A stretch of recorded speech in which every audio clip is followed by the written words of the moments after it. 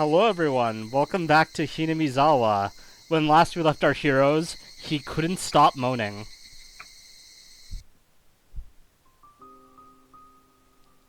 Say the line. Oh Lord. He couldn't stop moaning. We held each other and cried together. That's a great start. He couldn't stop moaning. The next day, my father got up early in the morning. He was already cooking breakfast when I got up. And he told me, Oh wait, that was me. Your father is going to get his act together from today onward.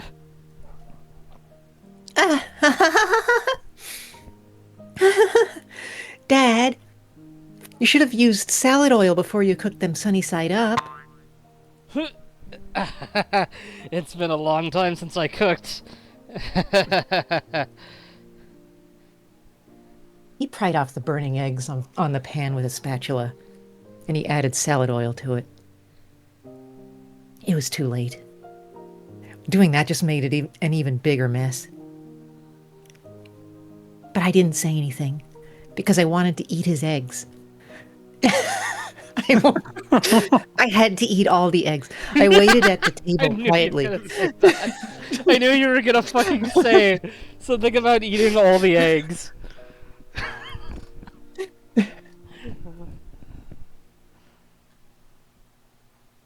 He put the burned eggs on a plate and brought them over to me. I'm just imagining you're just like a black puddle.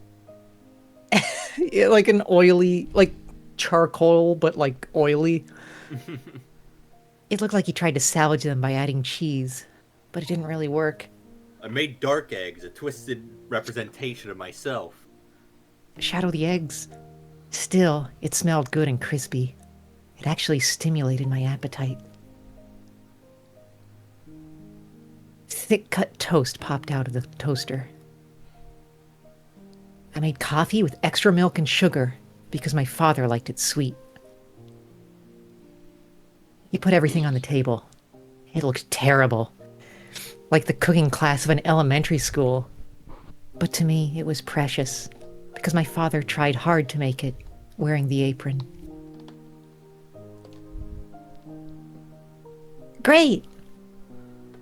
Your father sucks at cooking. It smells good. I hope it tastes as good as it smells.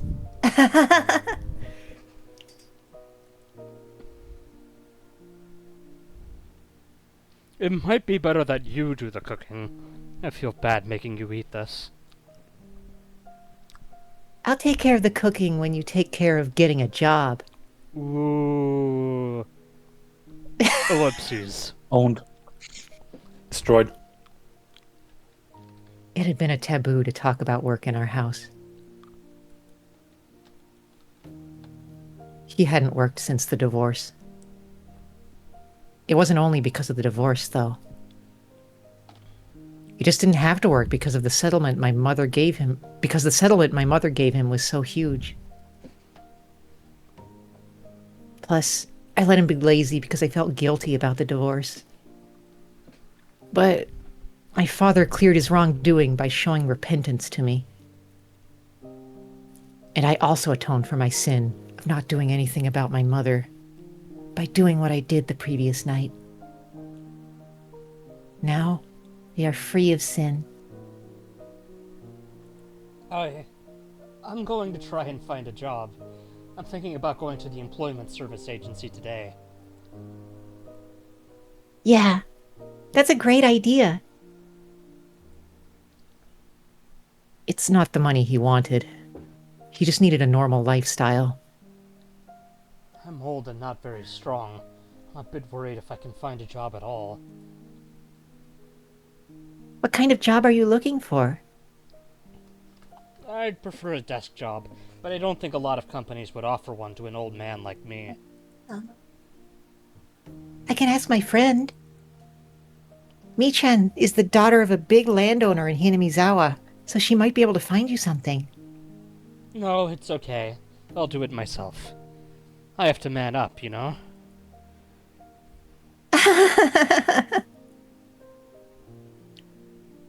I don't remember the last time we enjoyed breakfast like this. I don't even remember the last time we had breakfast together. For the first time in a long time, the morning light felt refreshing. I wanted to keep enjoying life like this. But unfortunately, I had to go to school. I told him that I'd skipped school that day, and I told him that I'd skipped school that day, and I wanted him to take me somewhere fun. But he tried to be a good father and said that I had to go to school. No, I can't take you to evil Legoland, young lady. No. Well, I'll have to go. I have to go now. Not even neutral Legoland.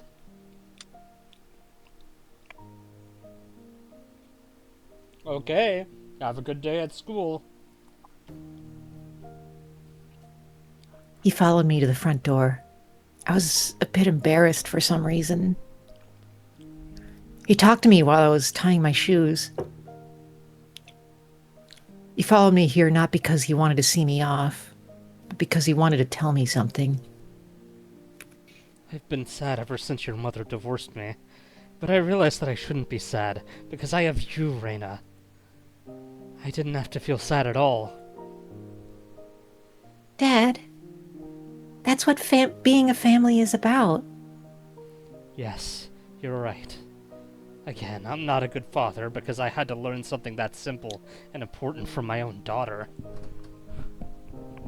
Well, I have to go now. Keiichi-kun is waiting for me. Have a good day. Oh, Reina, I'm going to cook dinner tonight.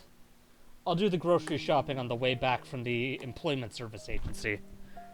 Look forward to it. I promise I won't fail like I did just now. Okay, I'm looking forward to it. See you tonight. I left the house. My father saw me off, still in the apron. It was the first step of our new life.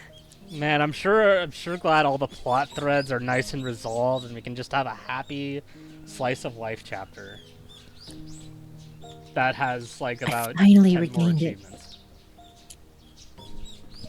I finally regained everything we lost after we left Hinamizawa.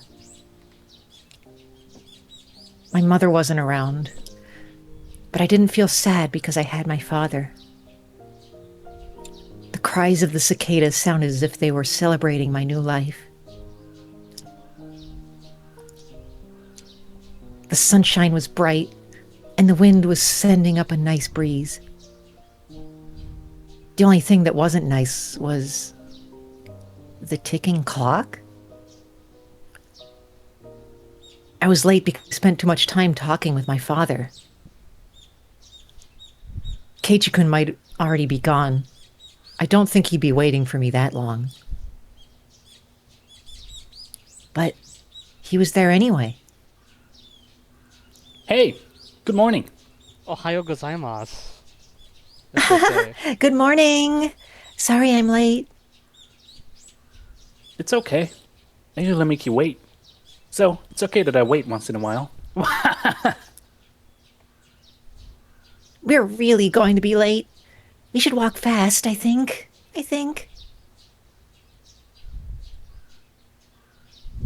Yeah, let's walk fast. We might have to run at the end. I'm just so excited about this. Mi-chan might already be gone. She's waiting for sure. We're friends. We never leave each other behind, right? Anyway, something good happened this morning? Did he kill 2 people? What? I don't know where the bodies are. Why do you ask that? Well, you look very happy for some reason. I just thought maybe something happened to Tepe. That's not what he said. Read the line. Maybe something good happened to Tepe.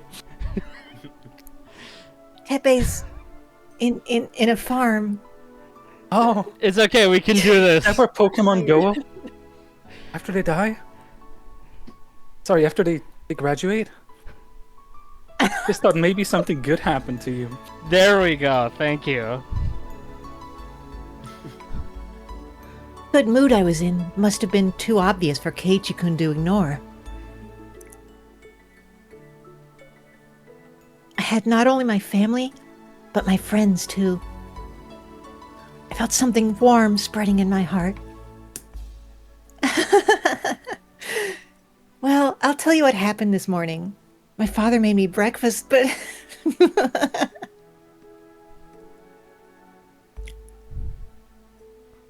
What? Isn't that the right way to cook eggs? You use salad oil for making salads, don't you? What? I have to tell everyone you just said that. Kitty starts choking her. I'm gonna be honest, I had no idea what solid oil is until I read this. Don't put in the newspaper that I thought salad oil was for salad. What'd you say? Those rude remarks are unforgivable. Fine, bring it. If you're saying that, then you're willing and ready to throw down, aren't you? Hey, what's going on? Sadako, Kei-chan, why don't you two place an outside bet on our club activities today? It'll be fun. Lee-chan, what's an outside bet? What is it? An outside bet means what it says, that Sadako and I would place a bet on each other outside the game. The one who played worse than the other has to suffer an extra punishment besides the normal one.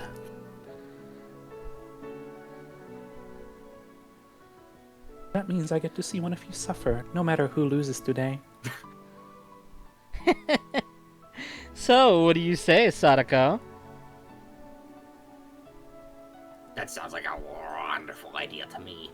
Keiichi-san will take a punishment for being the lowest ranked in the game, and another punishment for losing to me. Oh, how wonderful. Great, I like your spirit, Sadako. Alright, let's play today's game with their outside bet.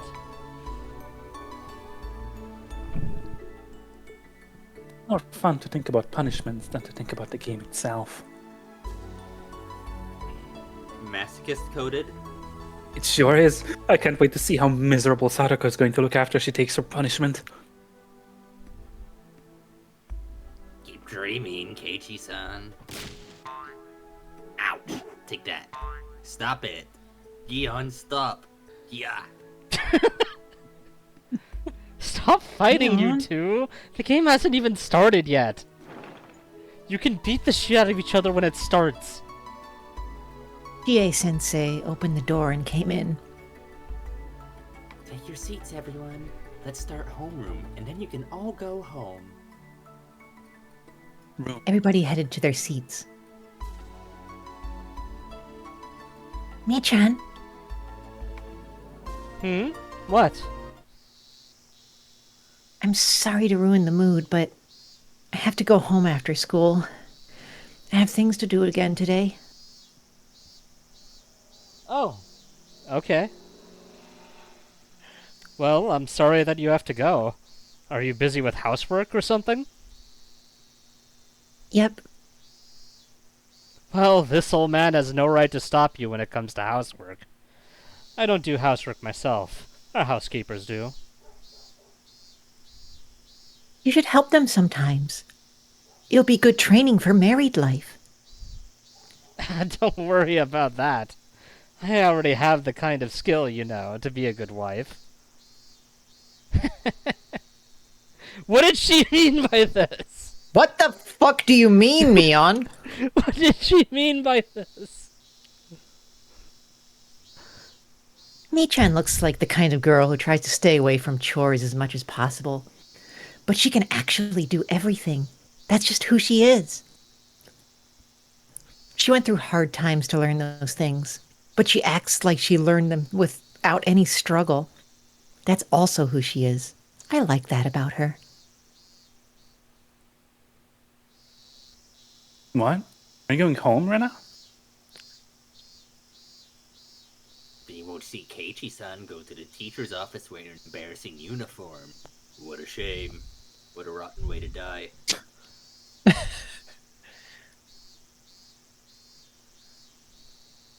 It's going to be fun. Pity you have to miss it.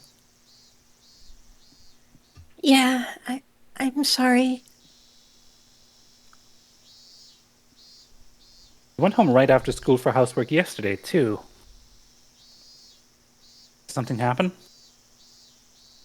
Yeah, kind of. It might take me a few more days.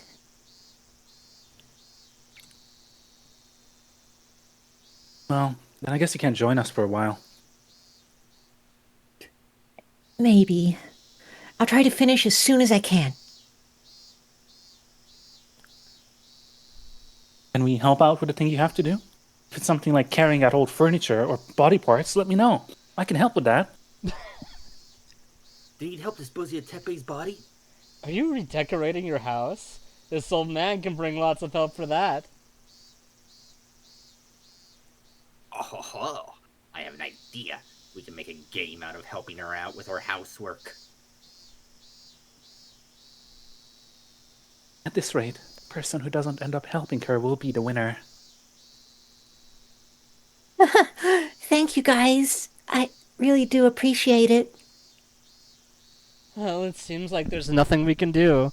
Therefore, I announce Rena Ryugu's withdrawal from the front lines as of today. I ordered you to take a rest till you finish doing your housework, and to return to the front as soon as you've regained your strength. Well, there are many games for four. Oh, can you play Mahjong, Kei-chan? Where have we heard of Mahjong before?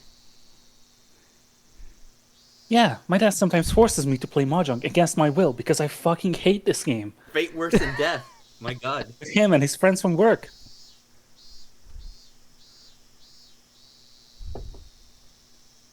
Ho. Of course, we are good at Mahjong as well. For that, they fooled around and made lots of noise, just like they always did. I looked at them and reminded myself that I'd always have a place to return to. I left the classroom with a smile. I was going to Yaguchi on my bicycle. I had to find a place to bury the bags with the body parts. Hopefully I could finish burying all of them today before it gets dark. With that, everything would be over and done with.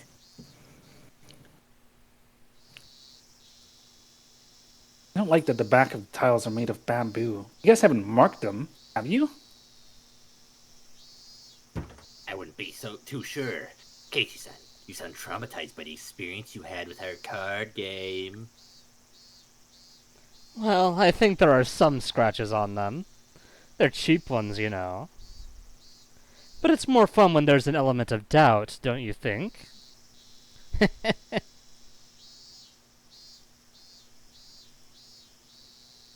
Me? How many reds do you want to use? 6?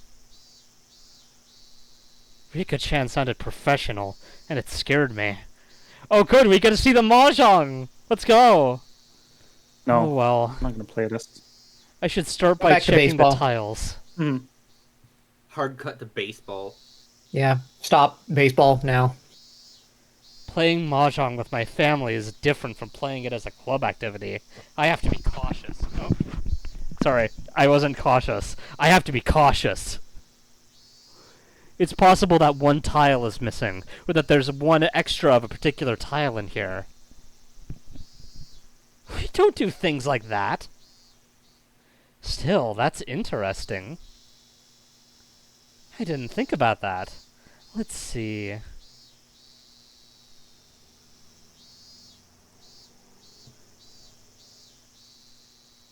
Let's put them all face up on the table and check him before we start the game. Come on.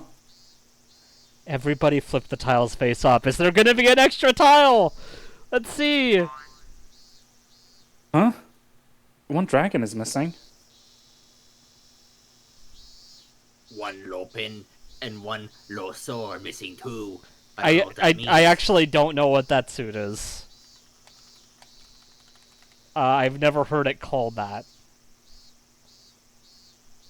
I don't think Sadako would know what a mahjong is. It's too hard to pronounce. She's an expert gambler.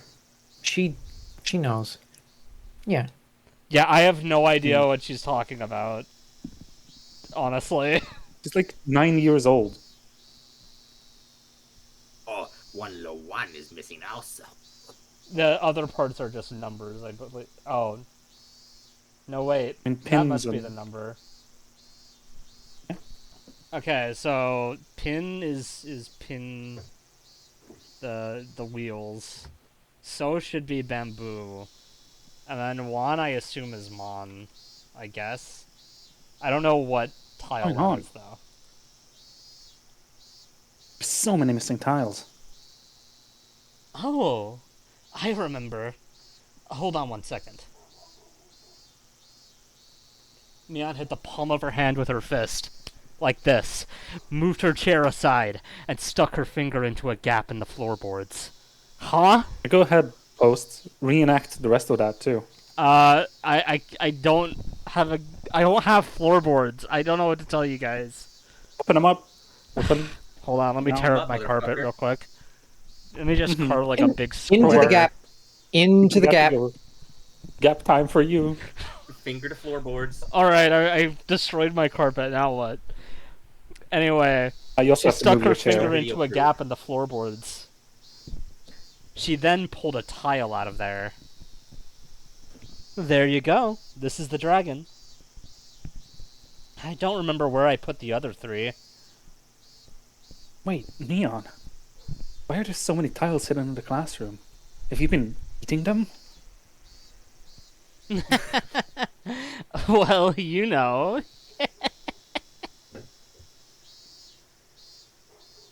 She must have hidden the other three tiles somewhere in the classroom and forgot where. Girls gotta eat. We couldn't play Mahjong with 3 tiles missing. I suggested playing another game, but Mion insisted that we had to find them and suggested making that treasure hunt our game.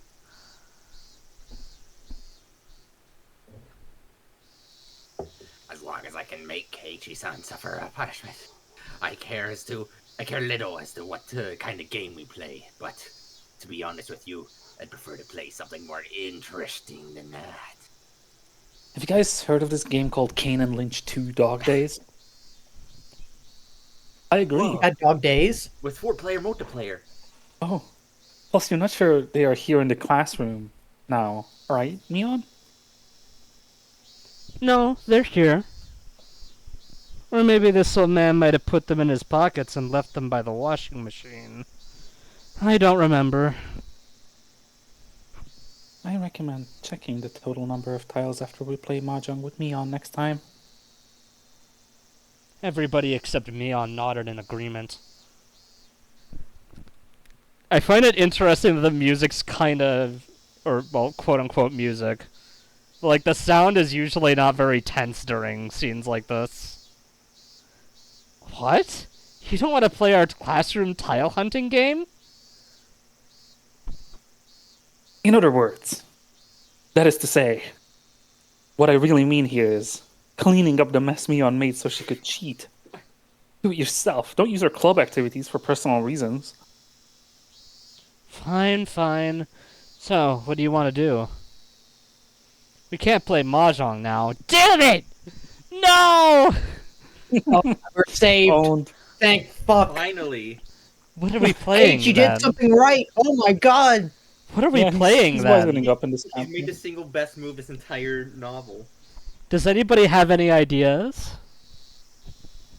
As our club president, Mion usually decides what we'll play. I couldn't just come up with something on the spot. While we were all thinking, Mion hit her palm with her fist, just like she did earlier. She does that a lot. I got an idea. If you don't want to hunt for tiles, let's do a real treasure hunt. What name comes to your mind when I say treasure hunting? Rena, right? I mean, are we going out to the garbage dump at the damn construction site? Oh no. I don't really go there often, but the place is large. Hold on, what is this track? I feel like this is played before. Where's the thing that lets you see what track is playing? Why is it Christmas music? I can see it. We're gonna get presents. At the junkyard. Oh. At the Yeah. damn. He's gonna give out presents. Maybe it was One body this? part for each of us. Oh yeah, there we go. Utu.ogg. Anyway, I mean, OG files are pretty powerful, honestly. I've heard that the place is haunted by the ghost of the man who was murdered there. His body was cut into pieces. We shouldn't go near. a ghost. I like it. That's even better. I didn't know there was a rumor like that. I do know that someone was murdered there and that the main suspect is still on the loose. Hid the arm of the victim and it hasn't been found yet, right? There's a rumor that the construction site manager, the victim of the dismemberment murder case, became a ghost and that he's wandering around the place to find his missing arm. Rika, you don't like ghosts? Don't tell me you're still scared of ghosts. I'm a shrine maiden. I can see them even if I don't want to. Wow, you can see ghosts? If I remember right, I've heard those who can see spirits see them as naturally as they do us. That's utterly ridiculous. I've been living with Rika for a long time, but I've never seen anything like that. That's just because you can't see them, but I can. For example, when you're asleep in your bed, I always see... Nipa... Tilde, star, Thank you. exclamation mark. Why did you smile like that? What were you about to say? What do you see when I'm sleeping? Sadako, I feel sorry for you. You can pretend you're not scared of ghosts during the day, but I'm pretty sure you get scared when it gets dark. She was probably about to say that she sees Satoshi. Anyway, I'm gonna have to make a silent phone call tonight just to scare the hell out of her. Why would she say that? Well, she didn't say it, Yeah, but see I your- feel like your she was dead about brother? to. And that's why I she see cut your herself dead brother off. at night, by the way. No, she refrained from talking about the dead brother. Yeah. Including myself. I don't think anybody really likes going there. Rena is the only one who does. Rena finds a ghost when she's in her cute mode. You might take it home with her. She's got the Ghostbusters Yeah. backpack.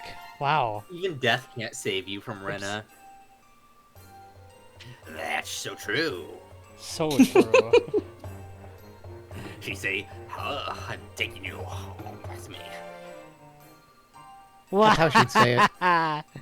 It was so easy to imagine that all of us laughed. Well, let's do it. Let's go treasure hunting. If you find a Let's go ghost, gambling. you Let's win. go treasure hunting. You get a point if you find the victim's missing right arm. And you also get a point if you find, anything that Rena would like. We can show what we found to Those are Rena both later, 1 point. and then we'll let her decide who's the winner. Yeah, those are both Yeah, one equal point. value. Equal value. Yeah. I can't wait to win the game and make Keiichi-san take double the punishment. Hey, Sadako, are you sure you want to win? That means you're going to see a ghost. Ooh. Stop it. You're getting on my nerves. I don't want to go there. I'm scared of ghosts, too. What do you mean you're scared of ghosts too? Who else are you referring to? I'm not scared at all. Hey, Keiichi-san, stop doing that. Don't put in the newspaper that I'm scared of ghosts. Don't. It's okay, it wasn't reported in the newspaper. Oh, thank fuck. What do you think? But Oishi is just like right in the doorway. Woo! Let's go, everybody! Let's go find the ghost! Oh, Oishi's actually been a ghost the whole Alright, time. 3, 2, 1. Give me your best woos. Whoa. Okay, well, I guess there were all... I guess two of them were the same person. I think there was It's like okay. there was a Rika there was a Rika in there Yeah. and Keiichi, so like we I needed somebody can't to. wait. Yeah, we got simultaneous woo. You can't just do double voice. Yeah. I mean, He has And to it'll- average the voices out. And it'll be over with. Everything will be over and done with.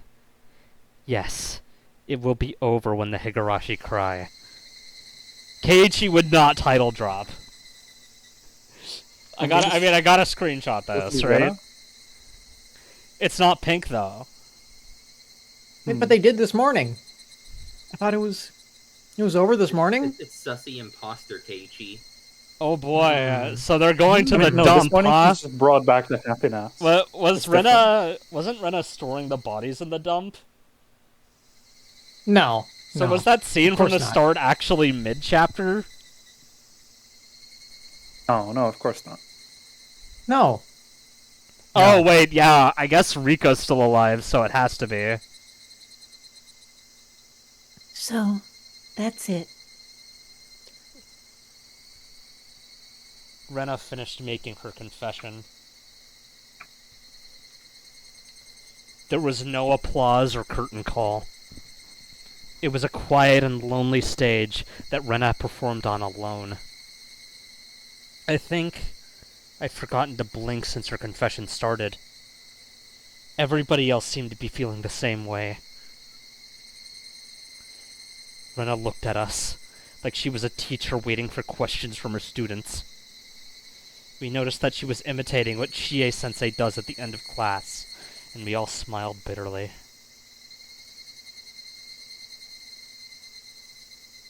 I went to Yagochi earlier to find a place to bury these bags.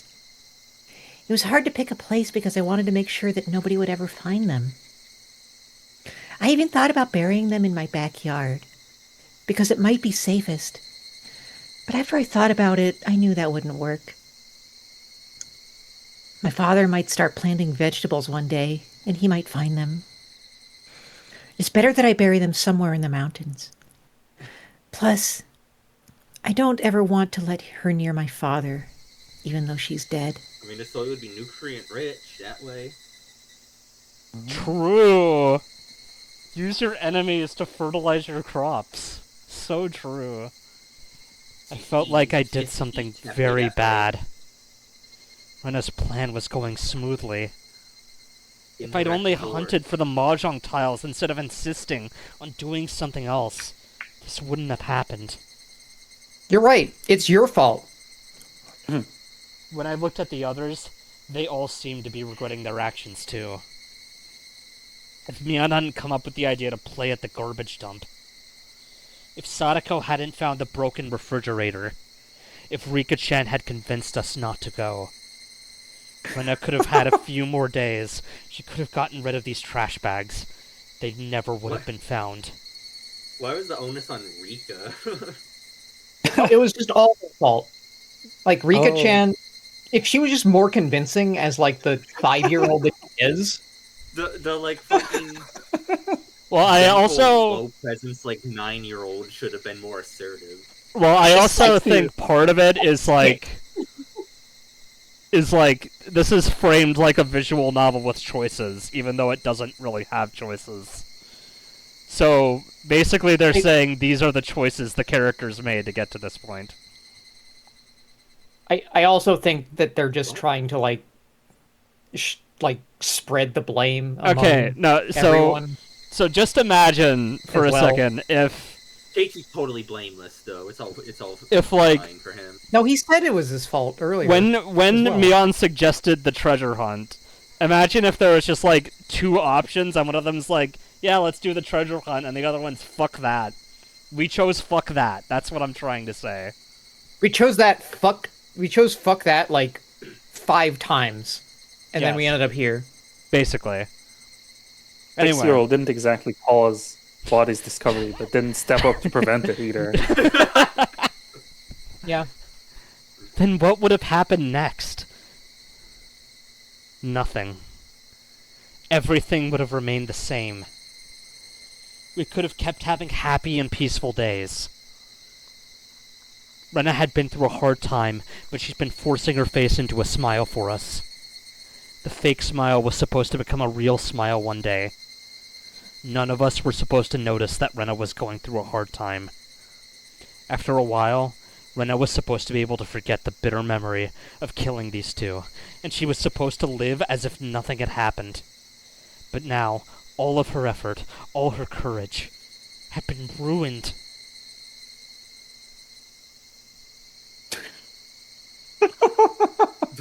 This was thumbnail material. Yeah, read the but then first we went too sentence. far. We Yeah. went too far. I know killing people is a bad thing to do. I didn't want to do this. And I don't want to do it again in the future. But I believe this was the best Oh solution. my god. And I also believe I didn't do anything wrong. I just applied my utmost efforts when God presented me with the equal opportunity to regain my happy, peaceful life. Saying we should accept suffering and live an immaterial life without desires is nothing more than pretty words from those who have plenty. Nobody can belittle my efforts. That was canon. Yeah, that happened. She did that. Rather, they should praise me for what I did. They should celebrate for me. Rena Ryugu fought for her own fate, and she won. I don't know why I did it, but I interrupted her. I shouldn't have. But I thought I needed to tell her this, so I did. But Rena, why didn't you tell us? What do you mean? Generic smiling sprite. We're friends, aren't we? Friends are always on your side without exception, no matter what. I thought friends were like family. If you told us about it, we would have helped you. We wouldn't have had to get your hands dirty. I wanted to kill him. I wanted to kill Tepe. What Rena told us made me sad. I couldn't Casey's, help like, myself naivety from stat saying is, that like, to her. Maxed. Rena told us straight that she did the best she could. She told us that right to our faces. That's the same thing as saying that she didn't need us in order to do the best she could. Kate-chan, you can say that now, but... Let me finish. I believe that friends are there to share both happiness and hardship. If you came to talk to us, I believe we could have done something different, and we could have led you to a better future. Better future? There's no better future than what I have right now.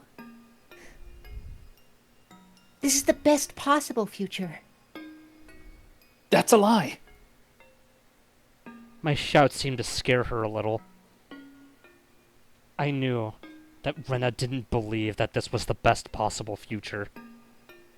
She just didn't have any other choice. If she had other choices, she definitely wouldn't have chosen this one.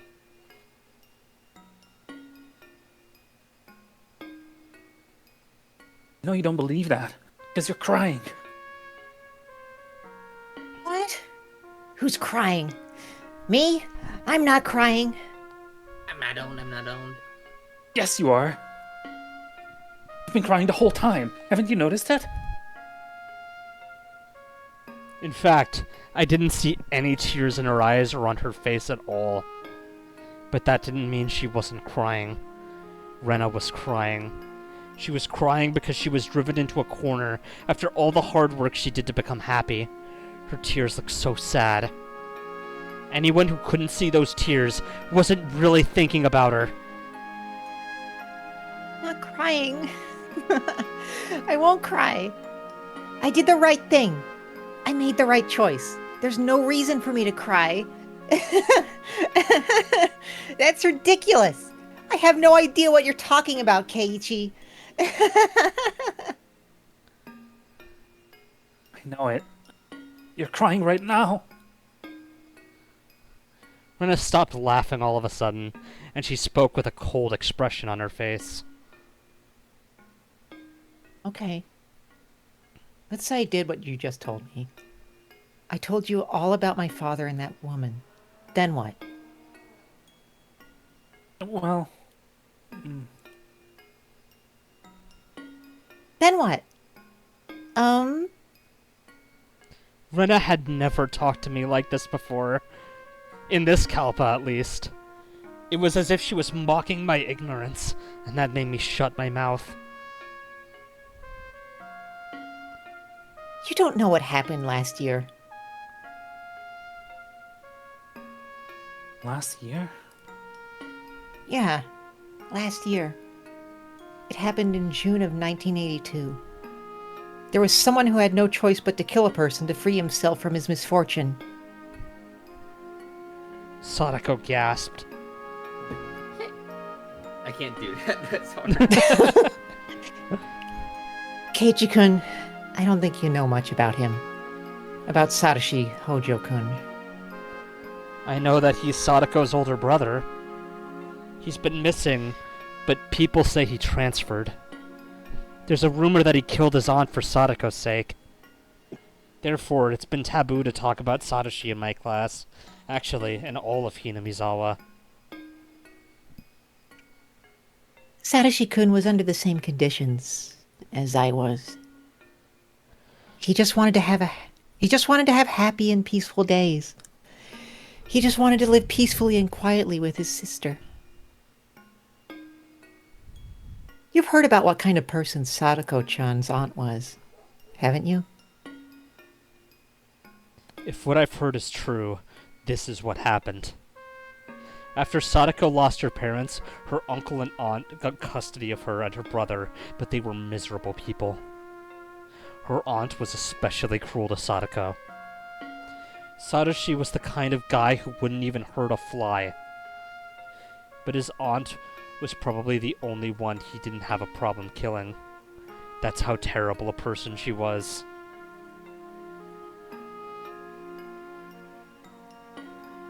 Everybody in Hinamizawa knew about the trouble the Hojo family had.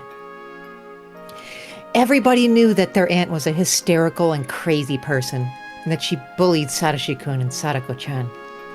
Everybody knew everything. Everybody in our class knew it too. Mi-chan, the future head of the three families, knew it. Rika-chan knew it. And Sadako-chan knew it too, of course. Because she was the one experiencing it. The friends you're talking about knew that Satoshi-kun was going through more than anybody in Hinamizawa. And what happened? Did anybody help Satoshi-kun? No. Nobody did. Mi-chan had the most influence out of all of us, but she made up a lame excuse, saying that it might cause a conflict between the Sonozaki family and the villagers. In the end, all she did was hurting him by offering her sympathy. That's not true. Yes, it is! Satoshi-kun knew it too. He knew that you were only pretending to sympathize with him. He knew that you had no intention to help him. That's why Satoshi-kun started to hate you, Mi-chan. You said that you always told him you were his friend, but after all, you turned out to be just another Sonozaki. Just another person who bullied the Hojo family. I didn't mean to. You didn't do anything to help him. You rejected his request for help by sympathizing with him. Do you have any idea how much that hurt? Mion tried to find something to say, but failed to do so. She bit her lip instead. Rika-chan, you were the same too.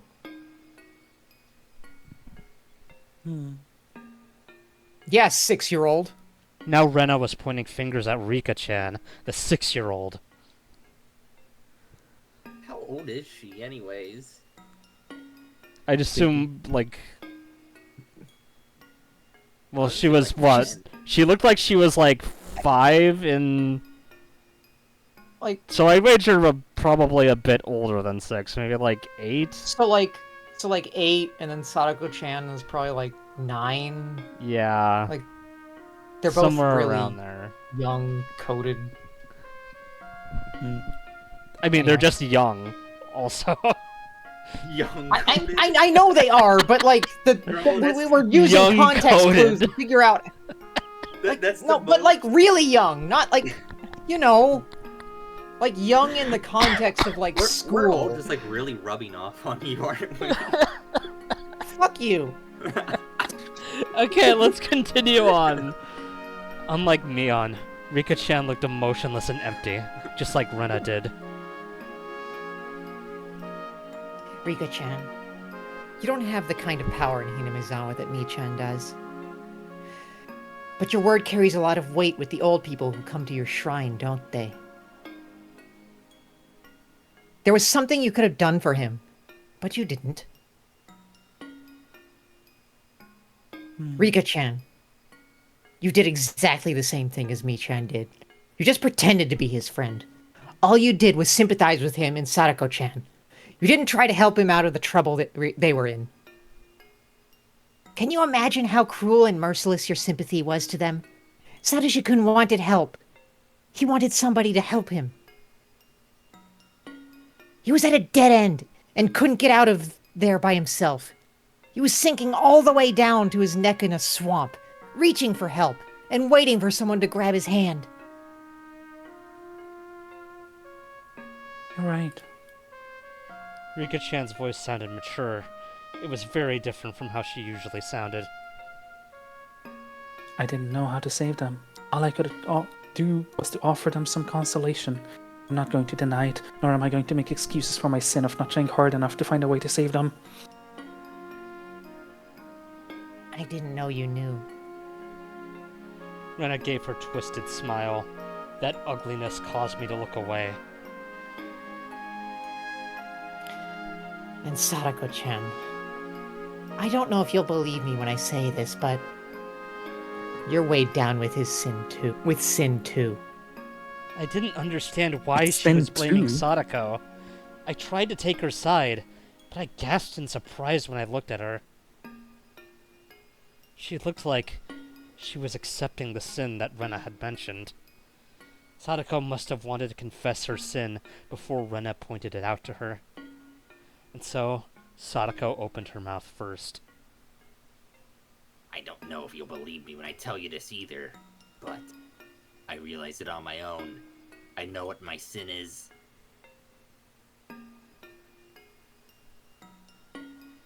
I see.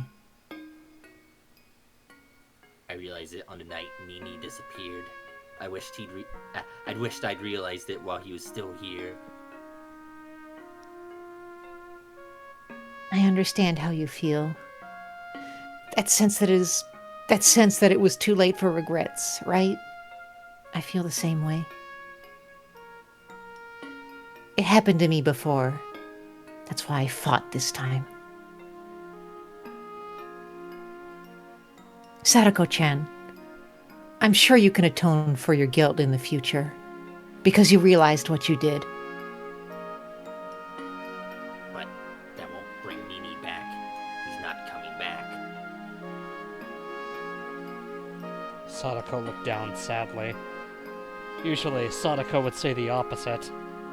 She always said that Satoshi was coming back one day, without a doubt. But now, she accepted the fact that he would never return. She accepted it easily, as if she knew it already, because he's her brother.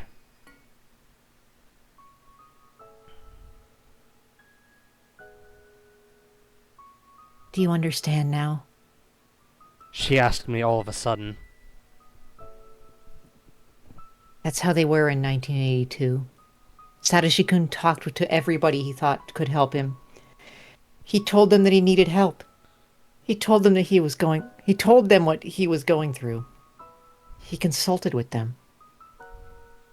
He even came to me, even though I had just moved there at the time. I don't think it was embarrassing or shameful that he did that.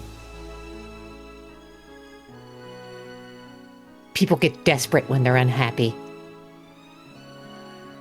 Satoshi-kun tried very hard. But he couldn't do anything about the situation, and he asked for help. He kept asking for help. You said that friends are always on your side no matter what. But this is what friends really are. They're actually just people who you hang around with for fun. They don't help you when you need them. Friends are always like that. That's why I decided not to tell anybody when I found out what... That's why I decided not to tell anybody when I found out I was in the same situation as Satoshi-kun. I knew that nobody would help me and that nobody could. I didn't need sympathy. It only makes me feel worse. It's better that I, at least, have fun at school. In fact, I did have fun at school. I was very happy. I was able to forget about the trouble I had with that woman, even if only for a short amount of time at school. I wish Satoshi-kun could have done that too. If he did, he wouldn't have had to feel constantly hopeless, and he could have at least enjoyed his time at school. He didn't have any other choice than beating his aunt to death anyway. I didn't know how to help him at the time because I had just moved here. All I could do was listen to him and try and make him feel better. But there might have been something more I could have done. I might have been lazy in thinking about what I could do. But at that time, in 1982, I thought I was his friend.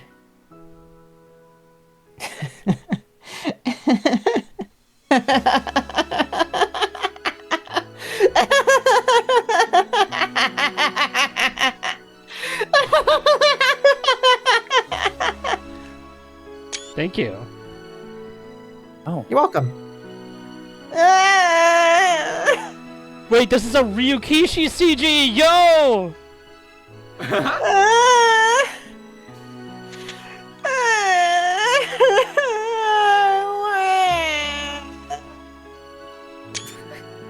I got a screenshot of the Ryukishi CG. This is a reaction face. You gotta turn it into an emoticon for the server. That's just me when, like, my toast is slightly too brown. That's me when I have to wake up in the morning. Rena's Your self steak is too juicy. You lost My the steak buttery. is too juicy. I have too many mega credits. Rena's self-derisive laughter changed into grievous sobs. Her tears gradually wore away at a relationship of trust. Nobody will help me. Friends are just people whom you have fun with. You can't trust them. The more Rena cried, the clearer we heard the voice in her heart. Mion, Sadako, and Rika-chan looked into the distance with sad expressions on their faces. I was the only one who could say anything back to her now. I had to tell her this, and she knew it too. She just needed to hear it from someone. I braced myself to tell her something that might hurt everybody.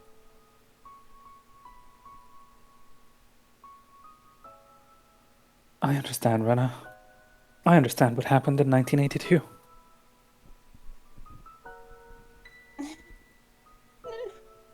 I understand that they were heartless, but Sadako also told you this. They realized their sins. They regretted what they did and didn't do. So it should be different this time. They can understand your pain. They can help you. You weren't here last year. I'm afraid you don't know what you're talking about. That's right. I wasn't here last year. I wish I were. If I was here last year, I would have fought for Satoshi. You're lying! I'm not lying. I've learned how important friends are since I moved to Hinamizawa. I'll fight for my friends. If I was here last year and knew what Sadako's aunt did to her and Satoshi, I would never given Satoshi the opportunity to beat her to death. I would have done it myself. I would have done it in 1500 seconds. How many? Say that again! I wouldn't even have hesitated. I would have beaten her to death with a metal bat. That's easy for you to say. But you don't know the kind of determination you need to kill another person. I don't know that. And I don't need to know that either. You know why? I don't know you. Because it's our obligation to help your friends. I don't know you, and I don't care to know you. You don't understand, Keiichi-kun. You don't know how disgusting it is to kill a person. You can never get rid of the dirt on your hands, no matter how hard you try to justify it. You're right. Killing a person in order to save your friends is such a short-sighted way of thinking. Might sound like I'm contradicting myself, but I think things aren't meant to go well when you take care of an evil matter by doing an evil deed. I'm proud of my conviction that I wouldn't hesitate to kill a person for the sake of my friends. But the peace I get by doing an evil deed won't last forever. We all know that by instinct. That's why we all despise evil things, I think. What? You have no idea what you're talking about. She didn't have to tell me that. I was aware I wasn't making any sense.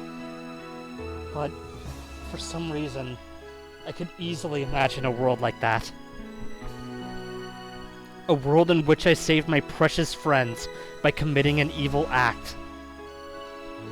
The peace I seized by doing that evil deed didn't last long. It got worse. It ended in a way as terrible as the sin I committed. This was a memory that shouldn't exist. I don't know why. Yeah. But I know for a fact that it happened in that world of possibility. Sorry, I don't know what I'm talking about.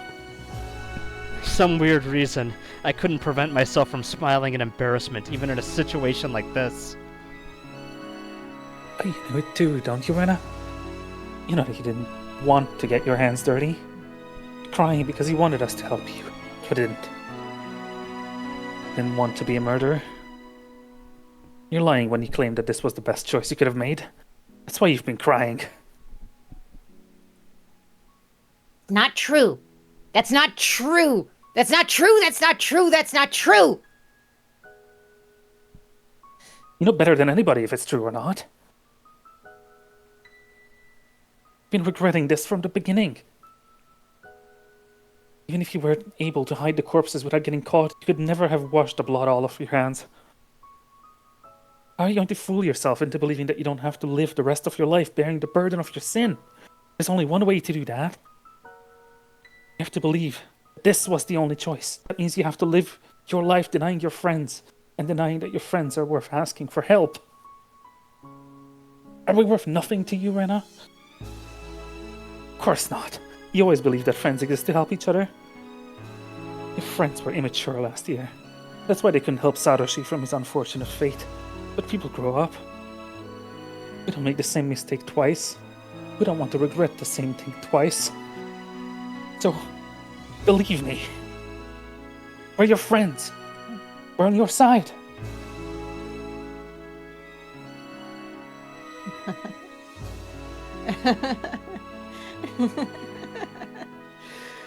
So what you're saying is that I was immature too, right?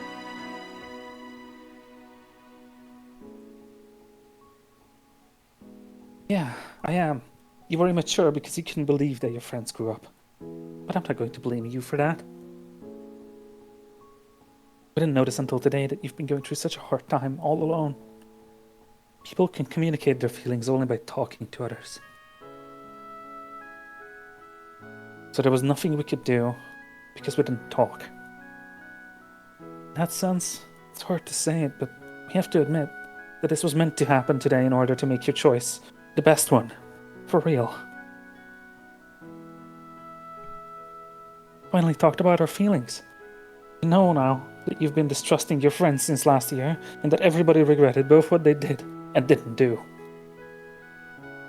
So now, we finally become true friends. Finally. But it's too late. We only notice our sins after it's too late. That's not necessarily true. For example, as your friend, I can understand the things you've done this time. What do you mean by that? I understand that depriving people of their lives is an unforgivable crime, but I also understand that my friend Rena had no other choice but to do this. I don't think that you're filthy, and I'm not scared of you. If something like this happens again, we should talk and think about what we can do together.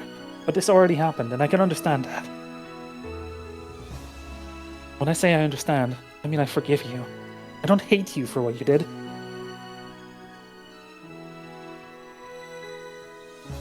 I said that to everybody this time. I said it to all my friends. I accept what Rena did. I accept that she had no other choice to do this, and that this was her last resort after thinking through it many times. So I'm going to side with her. Kei-chan. Of course, if she killed him for money or some other stupid reason, I'd drag her to the police. But that wasn't why Rena did this. She could run away. She thought it through before she came to this point. If she's guilty of anything, she's only guilty for not talking to us about it beforehand. But I forgive her for that too. I forgive her for coming to this point. Keiichi.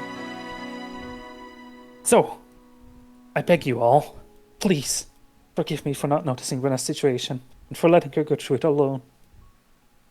My sin is that I allowed a day like today to come to pass. Oh, come on. As soon as I took a bite of food.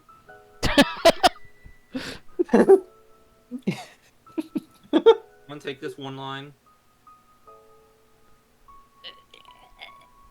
Keiichi-san. I can't do it. Pretty good, The only though. ones who know about these bags. If we keep it to ourselves, everything will be fine. Rena doesn't have to worry about a thing. Let's hide them somewhere, like she planned. We'll cleanse ourselves with salt later, and that's it. Let's forgive each other for our sins. And then we'll regain our happy and peaceful days. This is it, right? Rena, this is the future you chose, right? This is the best possible choice, right? Keiichi-kun. I jumped on the hood of the abandoned car Rena was standing on, and I reached for her hands. Admit it. This is the world you wanted. This is the choice you wanted to make. But this is something you can't choose by yourself. All of us have to reach for each other's hands so that Rena can make the choice. In other words, I can't make it happen by myself. I need everybody to reach for each other's hands. So, Rena, you need to do it too. When all of us hold hands together, that's when you can go to the world that exists beyond the choice you made. Hey, Keiichi-kun, I appreciate it. If you really mean it. But... I'm not sure if that's what everybody else wants. A little hand touched mine. It was Rika-chan. Rika-chan. Rena, you aren't filthy. You didn't give up. You seized your fate, even though you had to dirty your hands to do it. I have no reason not to accept you. Rika-chan's small hand was strong, and she spoke eloquently. I know how comfortable it feels to be stained by disappointment at everything in this world, after getting lost in a maze of misfortune. That's why I can understand how strong you are, and how hard you fought, alone, without giving up. I'm proud of having you in my life. I agree with Keiichi. I forgive you for your sin. So, please forgive me for mine, too. Rika-chan. I'm just a little girl without any power, but I could have fought. I'll not give up on my fate. I'll fight like you did.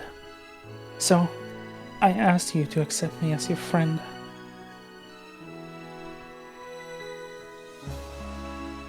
Rika-chan usually acts childish, but now she was like a totally different person. She meant every word she was saying. And then another little hand reached out to ours.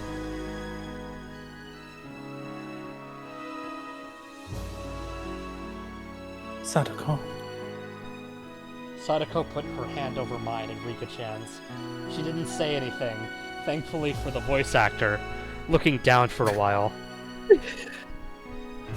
Rika-chan urged her to speak. Rika and I lost both our parents.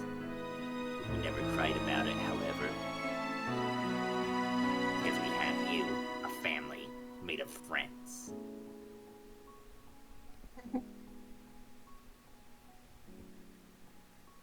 I want us to continue to be a family for you. It's natural to get it all out and to confess everything to your family because, well, they're your family. So I think today was a great opportunity for us.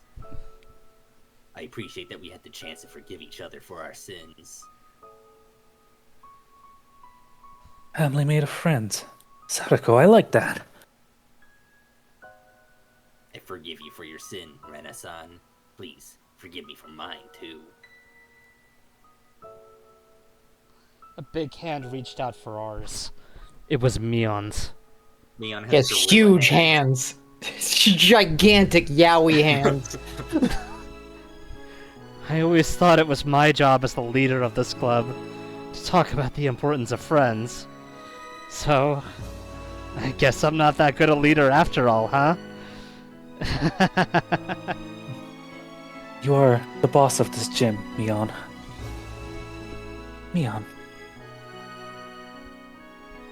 I'm sorry. I didn't mean to make fun of you. I meant to go to the Leather Club 2 blocks down. Okay, I'm done now. It's out of my system. Mion still smiled and scratched her head. Rena, I'm ashamed of myself, as your friend and as the club president, for not being able to notice what you've been going through. I'd like you to forgive me for that. Of course, I also forgive you for not telling us about it. You couldn't tell me because I wasn't good enough for you. I thought I was trying to be a good leader for you, but I guess I wasn't doing my job. It's my fault. So I forgive you for your sin, Rena.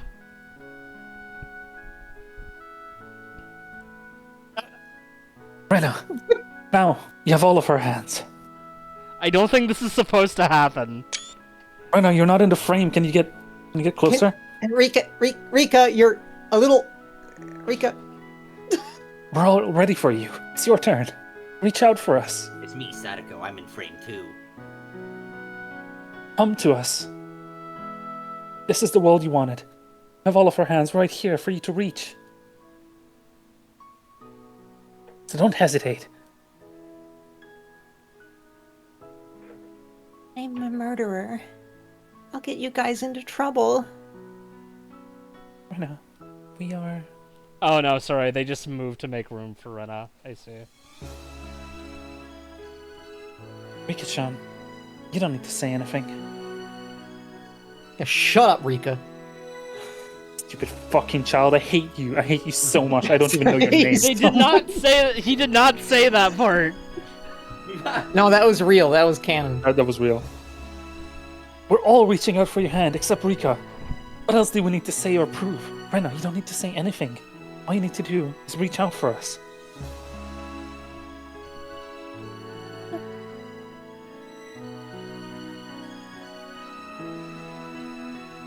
Come on, Rena. This is real. The Mothman is real. No, This is not real. not the Mothman. No, It's not can't too be late. the Oh my Mothman. god, the Mothman is behind it all. You still have choices you can make. It turns out Hinamizawa was in Yahoo County. So, choose. You can still make it. Come on. It's not too late to start over again.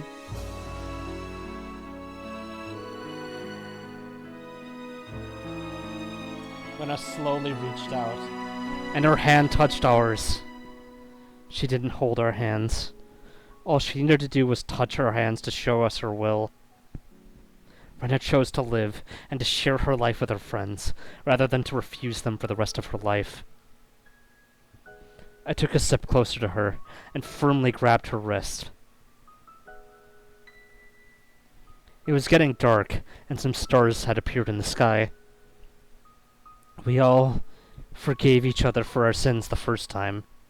You know, I just want to say while I'm thinking about it, in Yeah. Rena's like, was Rena telling like the story of like everything that had happened the past few days? Did she like leave in the part where she was like thinking like, Keiichi, you gotta shut the fuck up sometime? Probably. Probably. Okay, Keiichi, I get it, we're Otherwise- happy! Otherwise, Keiichi wouldn't have understood that he was being like a fucko. He still Like- probably didn't. Still probably tuned that bit out. He's probably still doesn't really understand, but like he's like vaguely aware that maybe he said some things that maybe he shouldn't have. Doesn't know why, but And it was a little embarrassing, but Rena's tears made us all cry, and we just kept crying together. We stood in a circle, holding each other by the shoulder, and putting our heads together in the middle. We are a family made of friends. We forgave each other, and we're happy together. There's a memory in the back of my mind, but it's not supposed to exist. I tried to save one of my friends in that world. In order to do that, I rejected all of my other friends. I acted recklessly alone, and I brought about the end of the world.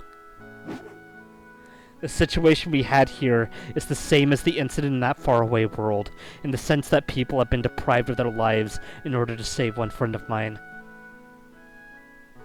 But other than that, it was different. We have Rena, Mion, Sadako, Rika-chan, and myself. Nobody was missing. Like, Graggle's missing. Come on. yeah, where's Graggle? Except for Rena's secret cousin, Graggle Ryugu. We were going to regain them.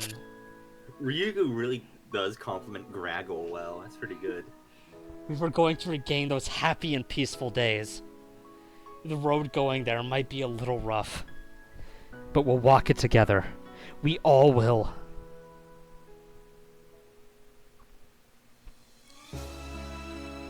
You gotta watch out for the werewolves of Yahoo County. We went to the place in the mountains of Yagochi that Rena had picked for burying the bags. Carrying corpses is a scary thing to do, but it made us united more strongly because of that. Since each part of the corpses is in a separate trash bag, we can tell what's inside each bag by touching it. First, we forced ourselves to laugh whenever we had to touch the bodies, because we were scared. But after a while, we got used to it, to the point where we could make jokes about it. Of course, all of that was probably a bluff, but we all tried our best. It's like that, Tepe. Mion has somehow had detailed knowledge of how to hide corpses, and she told me to dig the hole deeper. Somehow. Rika-chan helped to carry the Somehow. bags. For no particular reason. Sadako used her talent of setting traps to perfectly camouflage the place where we buried the bags. Me? I was in charge of digging the hole. Rena dug it earlier, but I made it a little deeper. After we finished all that, we walked back to the place where we parked our bicycles, and we looked back at the place where we buried the bags. It was completely unnoticeable. We'd never be able to find the place again once we left for home. That's how perfect it looked. Okay, so just everybody keep in mind, they said that they could feel which body parts it was through the bags. So if Rena and Tepe mysteriously come back, or sorry, Rena and Tepe. Oh. Rena's not dead. Rina, yeah. Oh my god, Tepe Exogia. That's not quite what I meant. Left arm of the child beating one. Great. Thank you all for your hard work. We're done here. It's time to go home. Mion said it cheerfully, as if we just finished club activities or something. We had no more bags to carry, And we no longer had any burden to carry either. We got on our bicycles, but Rena was still standing there, looking into the distance. Hey, Rena. What? I'm sorry. I think I caught a cold or something. I feel feverish and dizzy. Rena's face looked slightly red. Mion touched Rena's forehead. It actually was a little warm, almost like she had some sort of syndrome from Hinamizawa. She had a tough day today. She had to go through so many things. She had to find a place to hide the corpses. She had to dig a hole. We caught her with the bags. We talked about our feelings, and we forgave each other. She must be exhausted after a day like that. Rena, you should rest well when you get home. Yes, thank you. I will. You should take a Rena nappy. A Rennie nappy. Rena, we forgave each Oh, other like for Xander everything. Cage? So don't blame yourself anymore, okay?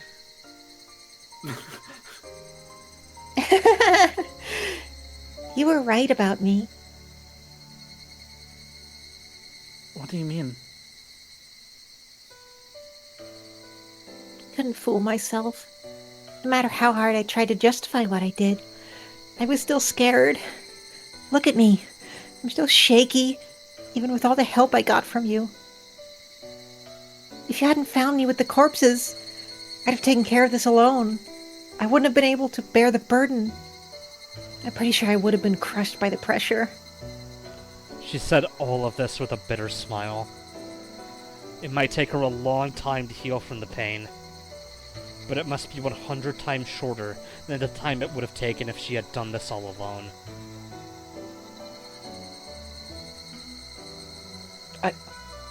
Can I say once again that I hate how, like, there's the line read, and then she said it with X.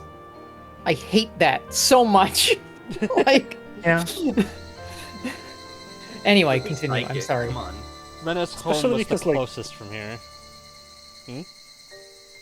This is a sound novel. You just hear the characters voice act. Yeah, that's true. You just hear it. So, like, why would they even include that? Honestly. So true. Rena's home was the closest from here. Rena went her way, and the four of us were left behind. No, does that mean there's Like, been another it's- medium it's- of repeat it's here not- being himself that it's we've not that missed they out on add this that whole time? But yeah, it's not that they add that information, it's that they add it after the thing Yeah. is said rather than before. I That's understand. obviously okay. Like, it's good that it's there. Anyway. Neon made a suggestion. I think we should just forget about today. What do you think?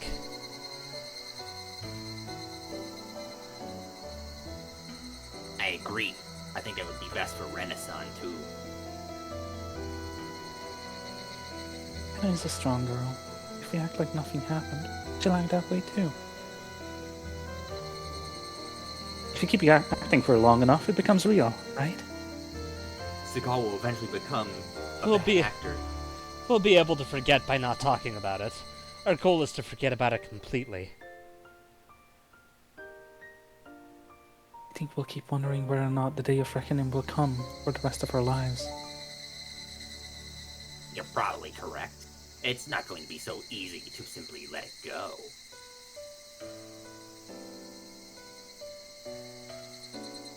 Even if I can't forget about it for the rest of my life, that's fine by me. The most important thing is to keep it in my heart forever. The most important thing is that we don't make her think about it. We nodded in agreement, just as my house came into view. Well, this is goodbye. See you at school, just like always. Just like always.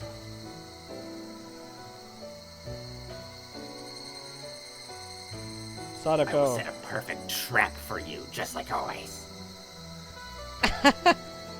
Goodbye, Kei-chan. I don't have a witty one-liner, sorry.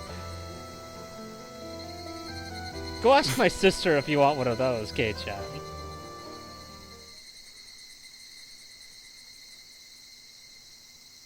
I parted with them.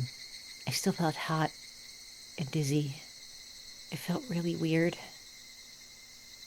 I was even staggering to the front door. I felt as if I was floating in the air, like I just took some very strong cold medicine. Today, something very shocking, something that made me super happy, and something very embarrassing happened to me. I felt as if my heart and mind were about to explode because they were filled to the brim with both happiness and sadness. I don't know whether I made a crucial mistake today, or if I had the happiest day of my life. I don't know which it is, and all I could do was stare blankly into space. I felt frustrated, too. Even though they were my friends, I was caught in the act of abandoning the corpses. But at the same time, I felt relieved that my reliable friends accepted what I did. Those emotions were all mixed up in my heart, and they were equally strong, making it difficult for me to decide what I was feeling. I was losing my sense of balance. It was like the world was warping around me. I heard sounds as if I was in a shower. Everything left me with a feeling of unreality. When those emotions were about to make me lose control, I felt a heat on my wrist. The part where Keiichi-kun grabbed me earlier that started throbbing. My feelings weren't cooperating with me, but the heat on my wrist calmed them down for me. I don't know how to express what I felt when my friends and I held shoulders together in a circle earlier. But the feeling was the only thing I knew to be real. I'm home. Huh? As soon as they opened the front door, I smelled it. Tepe. No! It smelled really good. My father isn't good at cooking, but he likes trying to cook creative dishes. I remember he used to cook something very challenging whenever he was in a good mood. It's like, Rena, take a look at my boyfriend, and it's just Tepe.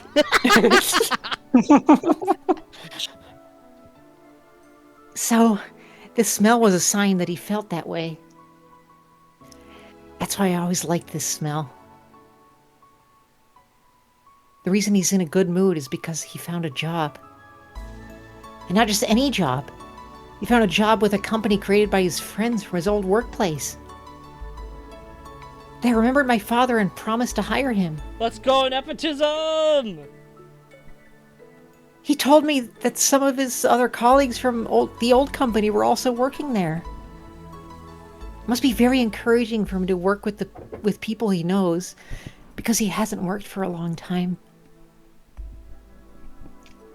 The dinner looked great, in contrast to how it tasted.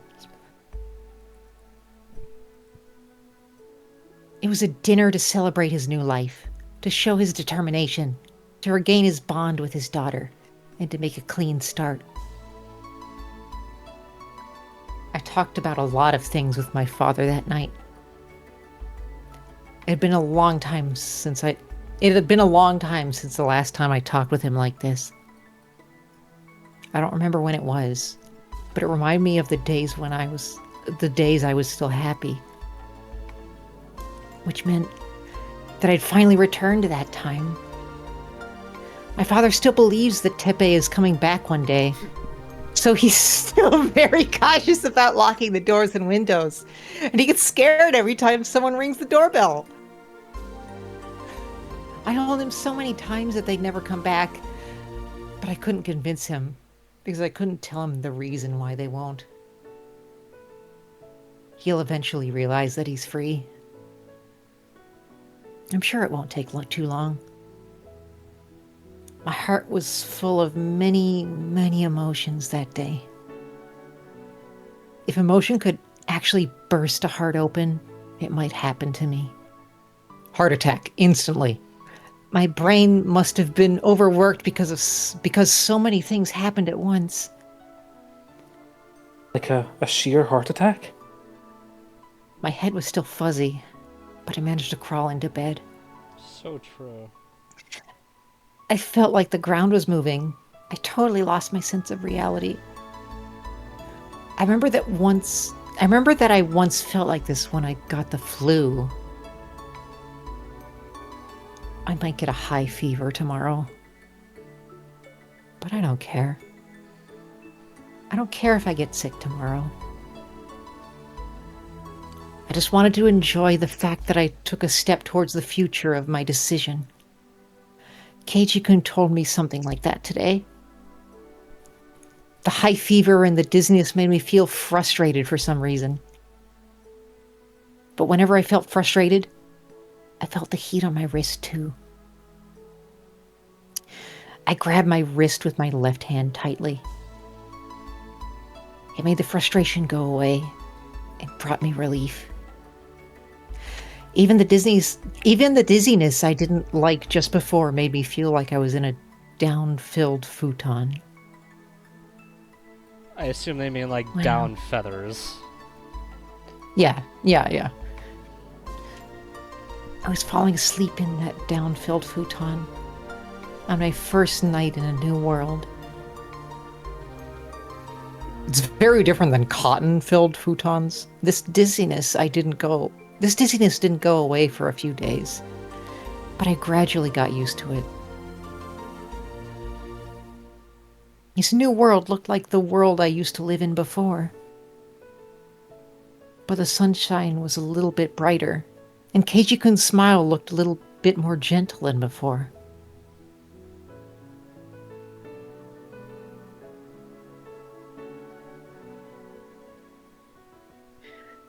We made more noise than we used to. We spent every day slowly, but in high spirits. Oh, what an idiot I am. I underestimated that dizziness and caught a summer cold in June. I wanted to get better as soon as possible. I should have taken a day off from club activities, but I forced myself to play with them every day, and that made it hard for me to get better. I finally learned my lesson recently. I died. I don't need to feel frustrated. I don't think she died. Just so nonchalantly inserted into the sentence without skipping a beat. There's no limit to happiness in this world. As long as you keep wishing for it, it'll continue forever. I don't need to feel frustrated anymore, because tomorrow I will have the happiness I have today. We'll have the Watanagashi Festival next Sunday. Michan tells us that we'll have a lot of fun and that we'll go extra crazy. I really can't wait. Okay, I need to piss. Oh no. Be right back. Alright, go piss. Good luck.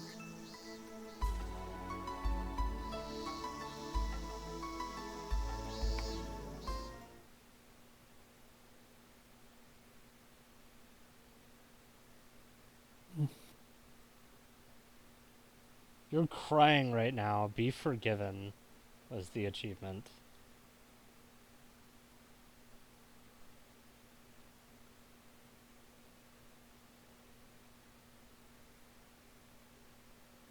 Wow.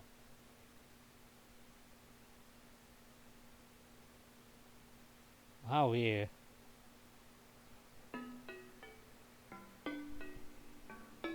Finally, Rena found her inner free man. She hunted it down.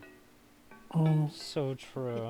I hunted it down. Alright, the tip is letter Hello. from the Forestry Service.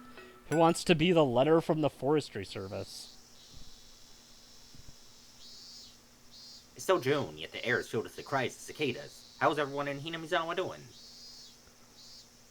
The Watanabe Festival is coming just around the corner.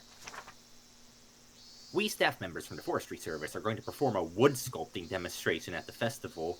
Oh, that's pretty cool, I guess. I thought for a moment it just said wood demonstration. We'll be happy to lend out our tools and teach your kids how to sculpt wood themselves. It'll be an excellent memorial gift. Also, we would like to inform everyone that we're going to cut down trees in the local hills this summer as part of the Plan Number XX Fourth Forest Landscape Management Project. This project involves preserving the beauty of forests by cutting down old trees and planting new ones. The Forestry Service needs volunteers who are interested in helping us cut down old trees. You can enjoy the beauty of nature under the blue sky while helping out with this preservation activity. Yeah.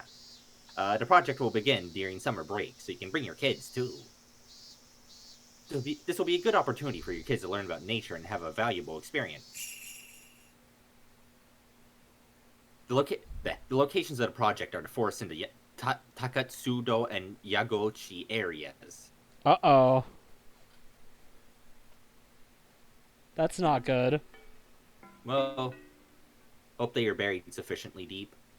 Hopefully, fingers crossed, but given that that's a tip, I have a feeling that no, they are not very deep enough. She believed that if she kept laughing, she would be happy. She believed that if she cared about someone, that person would care for her as well. Leaving the sad memories behind, the girl turned forward to face tomorrow. Without being spoiled, without relying on anyone, all alone, to carve a path toward the future. What awaits her? Is it happiness? Is it unhappiness? Tsumi Horobo, she. I wanted to love someone, but the truth is, I wanted to be loved.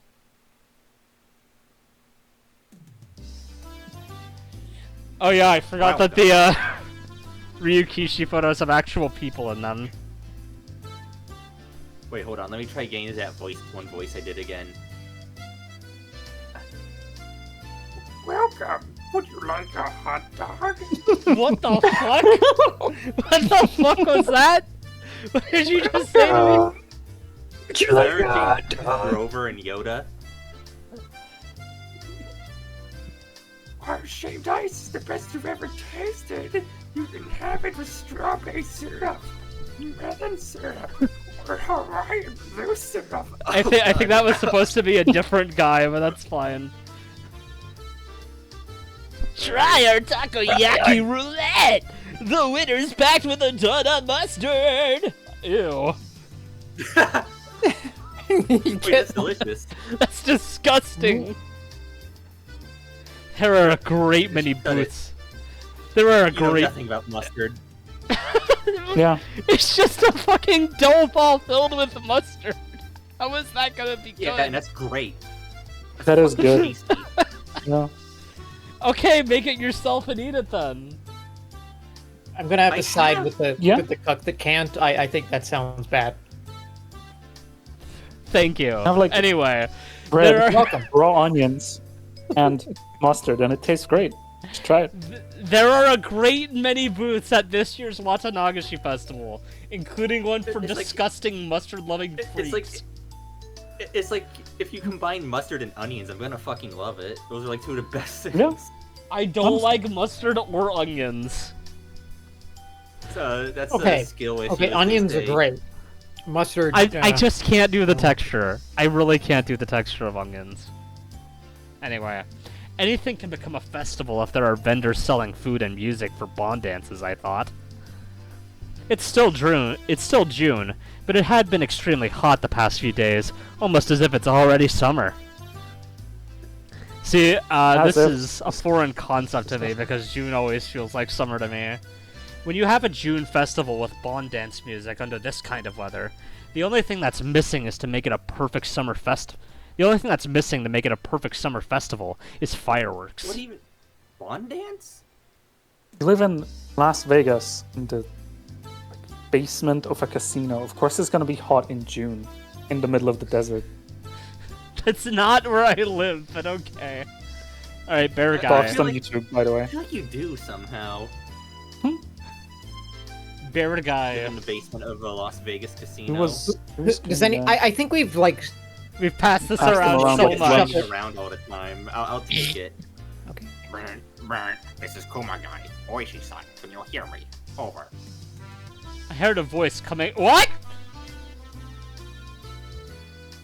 Oh my god! Oh, The music Oh, stopped. That disgusting old man narrator. Him! I heard a Really voice him? coming from my vertical radio. With this earphone, it looks like I'm secretly listening to the horse races while on duty. this is Oishi. I can hear you loud and clear. Town councilors gave us a lot of food. We have Odin, yakisoba, pork belly stew, and, some barley tea. Give me the barley tea we can drink on duty or the one we can't drink on duty. Well... If it's can't drink, I'll take it. If it's in a cup, don't worry about it. Roger that. And all the members of the town council are here to say hi. We have the mayor and the head of the Sonozaki family, too. What, that old bag Oreo is there? Can you tell her that I'm patrolling right now and I don't know when I'll be back?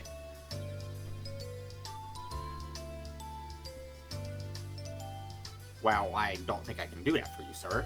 She knows you have a portable radio, so she told me to call you and to bring you back here. She looks really mad. I'm sure it will be a stroke that kills her. Roger that. Tell her with extreme courtesy that I'll be back soon. Please. Oh well, I guess I'll have to go back and mingle with the locals. Sorry, I need to get my gruffled man Like voice on. fucking savages out here. All of a sudden, who a eat group mustard. of kids came running towards me from behind. After a quick look at them, I noticed that they were the granddaughter of the old bag and her friends. Oh my god, Rant Sona Sadako. They occupied a corner of the shooting gallery stall, making a lot of noise. Neon Sonozaki. When acting her age, she's a cute, normal girl. But do I ever hate it when she acts like a member of the Sonozaki family. She'll be the boss of the Okinomiya Yakuza territory in 10 to 20 years. Just you wait and see. And while I was thinking things like that, I noticed that Mion wasn't the one taking the leadership of her group this time. It was the boy. That boy. I know him. He just moved here recently. The boy from the Maebara mansion. Keiichi Maebara-kun, was it? I heard that the Maebara family is from the city, and they're supposedly very rich, too. But he doesn't flaunt his family's wealth, and he has a good reputation because of that. Even though he just moved here, he's already adjusted to his new school, and he's popular with his classmates, too. Everyone in the village seems to like him as well. Everyone in the village loves him. He's very interesting to watch as a person of many moods. Much unlike Oishi, a cop disliked by everyone. I think he you gonna mean a touch fat, casings with disgusting Cage later? old man disliked by everyone.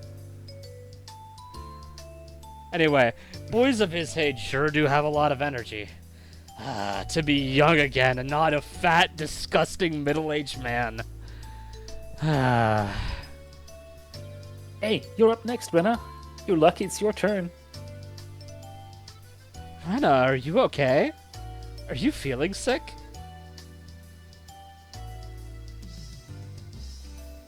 I'm sorry. I guess I have to pass on taking a shot. Okay, you should take a break for a bit. So, that would make it my turn, no? Victory shall be mine. Looked like only 4 of them were having a good time. The girl called Rena seemed outside of that circle of smiles.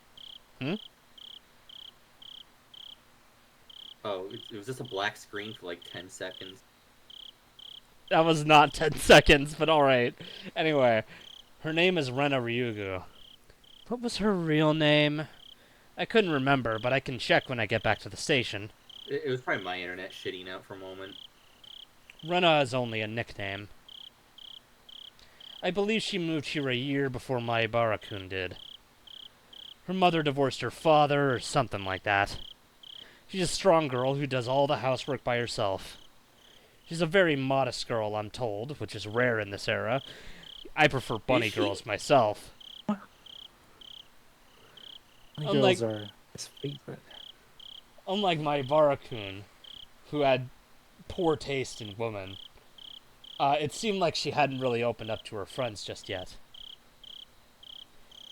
They had looked like a group of 5, but there's distance between her and the others. It's a little sad, you know? Maibara-kun has become a part of the village, but Rena is still by herself. Well, that's just how it looks to me. Orishi-san, the chief and the section manager are here. Please come back as soon as possible. Roger that. I can't believe the chief came all the way here just to say hi to the locals. I guess he's very dedicated to community service, eh? 60 adventures every day? Oh my god. It's more than Fire. I think I've heard this guy's name before. Was this guy the chief? I think? Ah! This is Takasugi. Oishi-san, can you hear me? Do you copy? Over? Yes, I can hear you. I'm on my way back now. I'll be there in a minute. If I don't hurry up, even the chief might end up calling me. Okay, never mind. It's not the chief. It's a different guy. I ran back to the headquarters tent.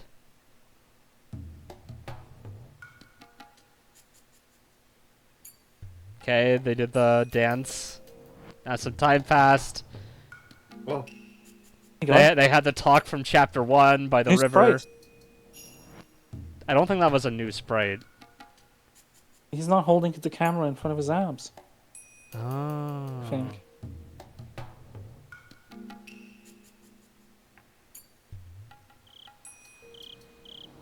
Voices on, Dr. Iro is here. Thank you for speedrunning to the good part, Ryukishi. A rare occurrence. Oh, thank you so much for coming to this baseball game. So what do you think, Dr. Iria? Is it gonna be 4 hours like last time? Uishi entered the cordoned-off area. it was a baseball field. In there, people from forensics were taking pictures of the corpse from various angles. Irie was squatting down next to the dead body of Jiro Tomatake. When he stood up, he looked pale. I can't believe it. I know. I can't believe it either. Whoops. As far as I can see, he clawed out his throat with his bare hands. This isn't a normal way to go. Most likely it was the cause of some drug or something. Are you saying he was a drug addict? Who knows? I guess it's going to be my job to find that out. Uishi-san. What's with this 2x4? Maybe he was swinging around, then he threw it away and had more fun clawing at his throat, I guess. Why was he swinging a piece of lumber around? He probably did it in self-defense. Did you notice there are several external injuries on his body? Yes, I can see some bruises. Easiest explanation I can think of is that he was attacked by someone on his way home to Okinomiya from the festival. He was seized by the culprit, given a shot of some kind of dangerous drug, went crazy and died. I've never heard of any drug that can make people claw out their throats. I'm not a specialist in the drug that makes you kill yourself. Many drug addicts injure themselves when they're in a terminal condition. Well, I'm sure the old man in forensics will take care of the investigation. Oh man. Excuse me, Oishi-san. We found a bicycle believed to belong to Jiro Tomatake about 100 meters away from here. I don't think this detail was mentioned, actually.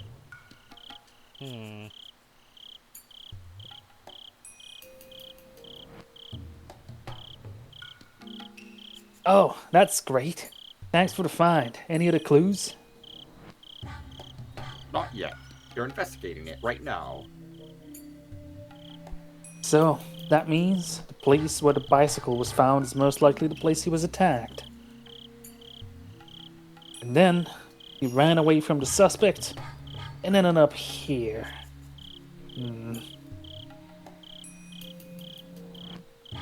Rishi frowned, crossing his arms in front of his chest. Irie was looking at the miserable corpse of Tomatake, and he kept saying the same thing over and over. It's impossible. It's just impossible. Doctor, it happened, so it was possible, okay? Try to think flexibly. Although, I get that you don't really see something like this every day, by being a doctor. Anyway, thanks for your cooperation. You can go home now. Called you here for emergency medical care, but looks like it was a waste of a trip. Sorry. Rishi stuck his head out of the blue tent and asks, Can anybody give him a ride home? Irie gasped all of a sudden as he turned to Oishi. What about Takano-san? What happened to Takano-san? What? Oh, your nurse? I think she was with him. Is she okay? Do you know her phone number? Of course. Kuma-chan, get a phone number from Dr. Riri and make someone at the station call her house. Understood. Doctor, can I have a number? Yes, here it is. I like how you can barely tell what you're saying. What? Is that half the Fuck you. voices I do? No, I meant Kumagai. not you, Irie. Kumagai got the phone number from Irie, repeated it back, and then dashed away from the blue tarps. Dash? Well, he's running Dash from Deep Rock Galactic. Wow. Doctor, What a shame. Takano-san and Tomitake-san were close friends, right?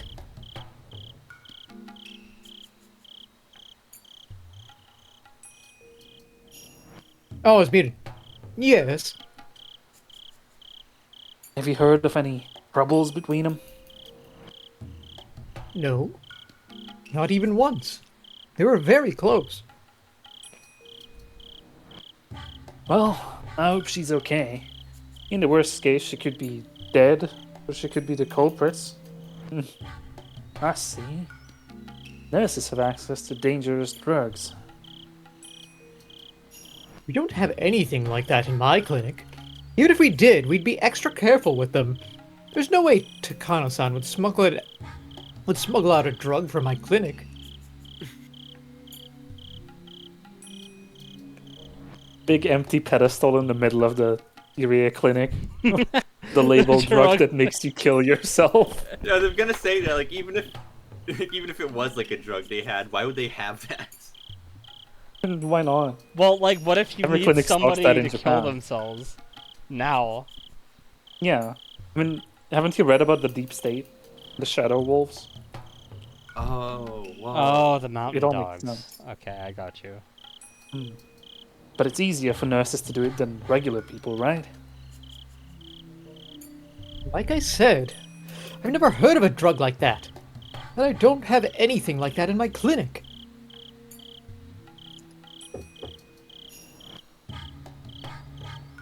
Oishi-san, she isn't at home.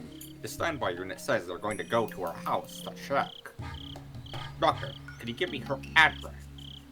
Feel like you should have gotten out when you got the phone number, buddy. Kuma-chan, can you also check if the police headquarters has found any unidentified female bodies tonight? Maybe we should check the other prefectures too.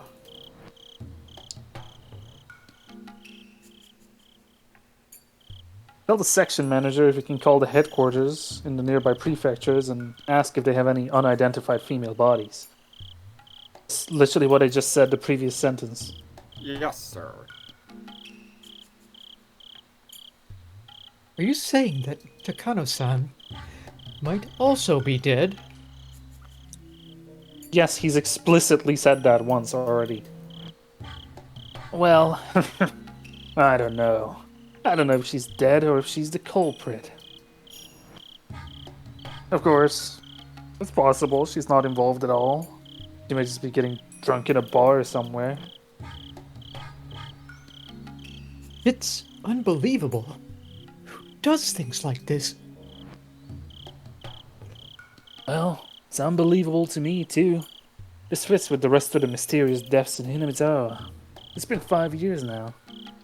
That would make this the 5th curse of Oyashiro-sama. Had to count it on my fingers. Damn it. I've got to get whoever's behind it this year for sure. I really want to put an end to these cases before I retire. Just one last job. Uishi hates the curse of Oyashiro-sama. It has been leading him around by the nose for 5 consecutive years. The victim of the first year, the manager of the damn construction site, was his friend. The president was my friend.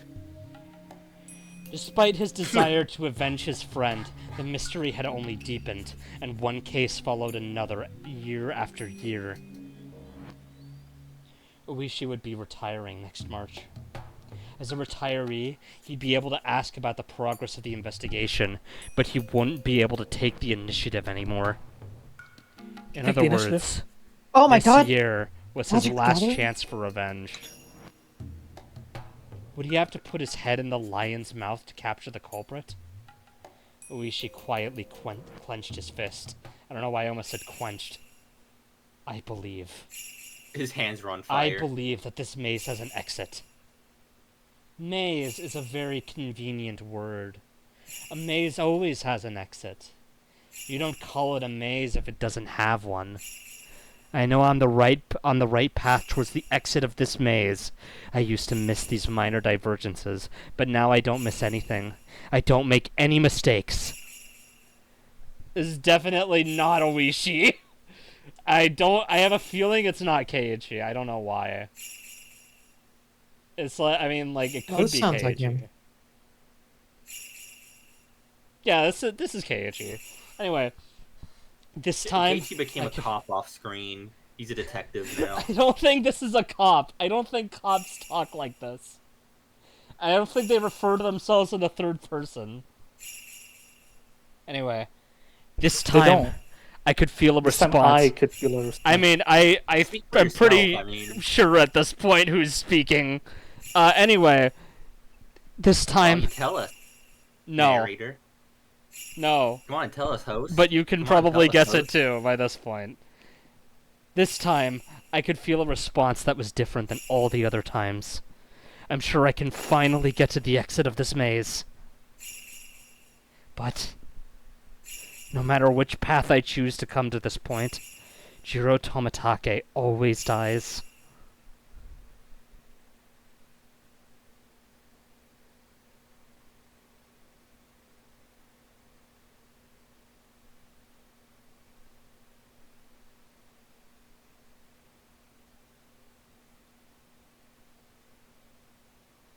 Yeah, it was Gerald Ford doing the narration there. Mhm. Yep, exactly.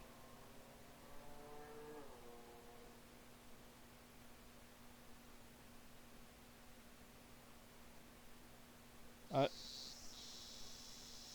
are we going here? Oh my god, it is Keiichi!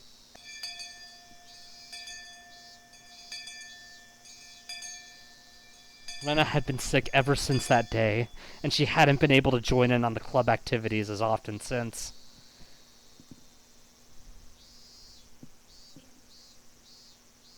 still feel feverish.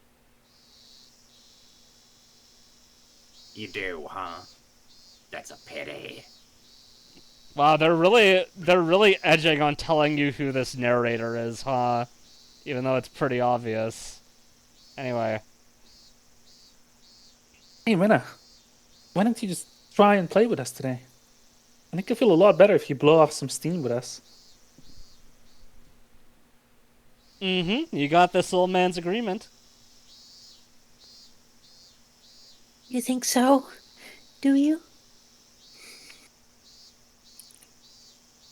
Sometimes resting too much is bad for you. They're all quite correct. All illness comes from the mind, don't you know? It does? Yeah, it's true. If you just, with the power of prayer, you see, Positive energy. You can cures heal the all sick. illness. That's why Seagal only caught obesity. everybody had suspected for a while that Rena isn't really sick, at least physically. It's just that many things happened to her at once. She caught a mental cold. That's why I thought she would get better once she played with us, just like we used to. It seemed like Rena was aware of that, too. She knew that she had to get out of her state of depression soon. She wanted to get better, and she wanted to have fun again every day. Okay. I'll do it. I liked the hard cut there. There was no fade-in for that sprite. Yeah. And the music changed. Great! That's the spirit! Considering the fact that Rena is still recovering from her illness, let's play a tabletop game today. Let me see. Mia started rummaging through her locker, humming to herself. She took one game after another from the locker and put them inside. That locker definitely didn't obey the laws of physics. The amount of games she took out from the locker was more than what it could physically hold. Oh, I forgot about this one. Let's try this. Today, we'll be playing this detective game. It's called Among Us. Oh, what's that? Sounds interesting. Well, this is a game where you guess the culprit, the murder weapon, and the scene of the crime. It was electrical, by the way. This is the game where Oh, you his use music your was electric. brain. Uh-oh, Keiichi's at a disadvantage. We'll pick it up as you play. It's fucking doomed. All you need to Poor do is Keiichi. note down the information you have. Oh, ho, ho. In other words, you need to learn the trick of note-taking. This is a game for intelligent people like myself. The rules don't seem that difficult. In short, it's a game where you sound out the cards each player holds in order to try and reason out the identity of the cards first drawn out of the deck. There are plenty of games in different formats where you try to identify something hidden in the least number of steps. This one just happens to be a competitive one of those. The key to winning this game would be how well you can organize your information. We usually like to play athletic games so that we can run around a lot, but in our club, you have to excel both academically and athletically.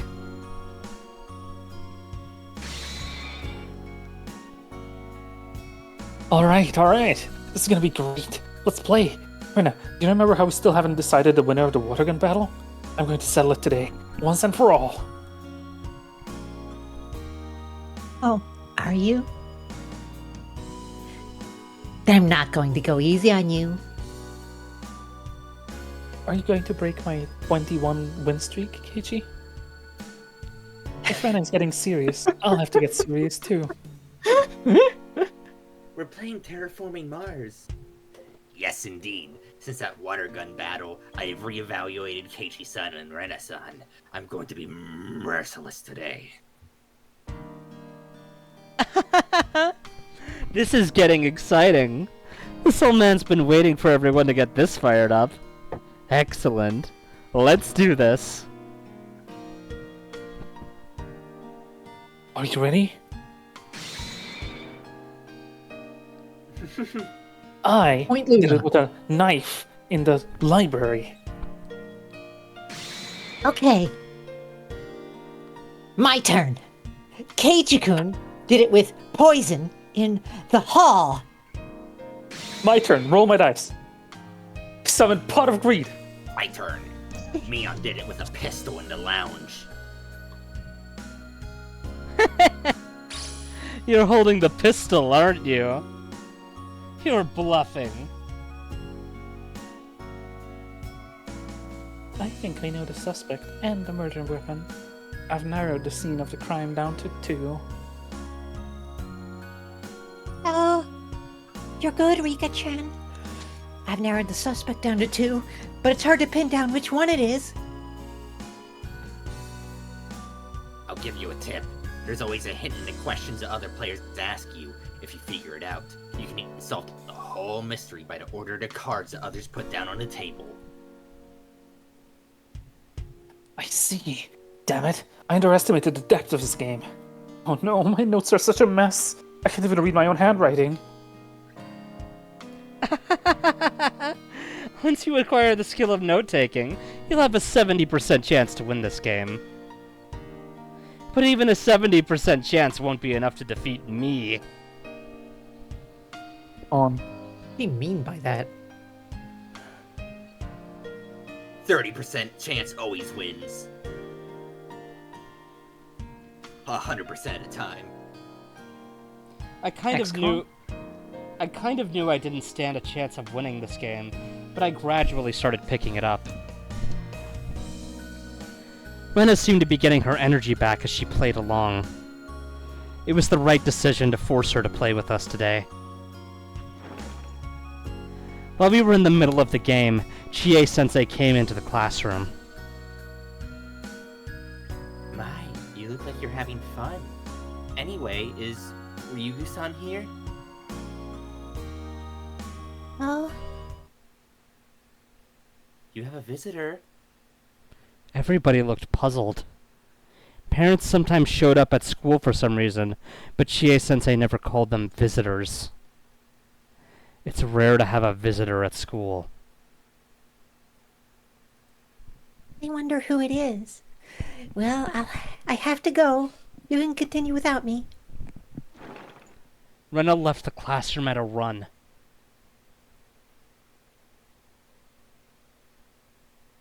What should we do? Should we wait for her? Well, we don't know how long it's going to take. Rena told us we could continue. So, let's do that. 3, Yeah. 2, 1. Yeah. Good timing. Yeah! Yeah! Yeah. Yeah? Around the entrance, the glaring sun and the cool shade made for a clear contrast. Oh boy, it's a fat, disgusting old man. The old man who's holding his jacket on his arm waiting for me. He looked like he was overheating, and his tie was limp. Flaccid tie. Are you Ryugu-san? Reina Ryugu-san? Ever since Rena called me Reina, I've hated that name more than ever. Because of that, I didn't have a good first impression of this man. Yes, that's me. May I ask who you are?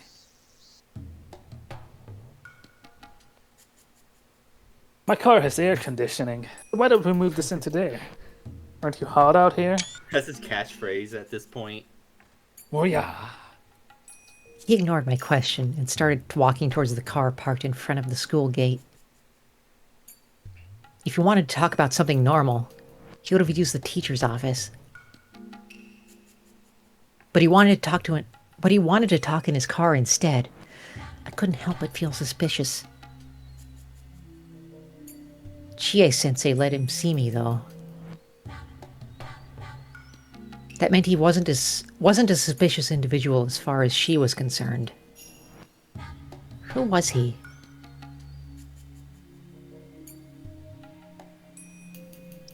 I don't bite, you know? Please, this way.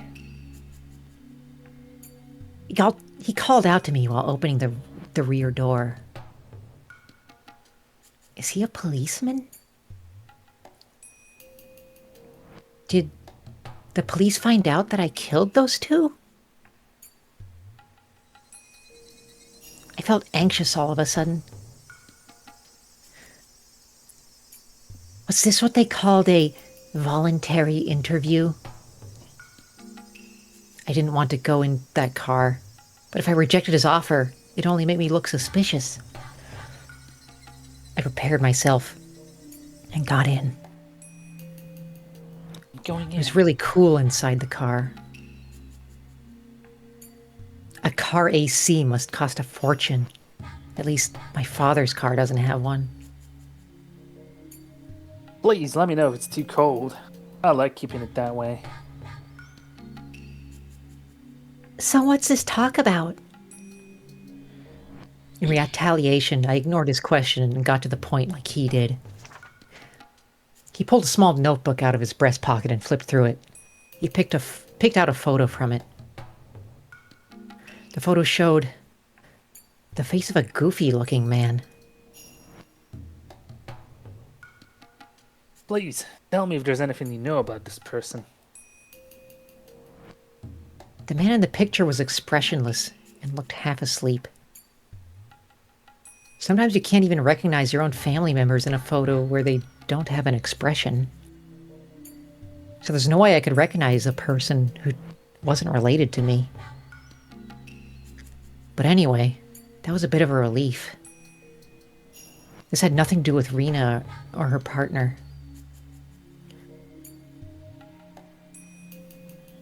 There were scribbles on his shirt, and we found the signatures of students at this school, including yours, Ryugi-san. Eh? Is this Tomitake-san? I don't feel his usual carefree unreliableness from this picture at all. From his half-awake, emotionless face. How about this woman, then?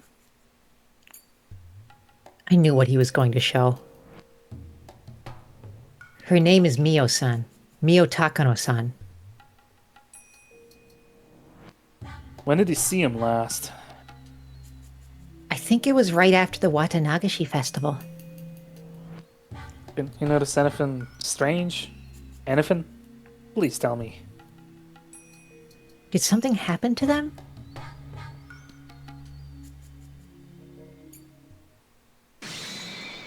Oh, now this is Yeah. interesting. I got it! Tell you the truth, I wasn't sure if it was Rena or Mion. So, you gambled? How risky. It doesn't matter how he won. What matters is that he won. Oh, Rena, welcome back. What took you so long? Mion noticed that Rena had returned. She looked exhausted. Rena cold returns. I have no idea what she The talked Rena about. from cold. It was from the air conditioning. She's very cold.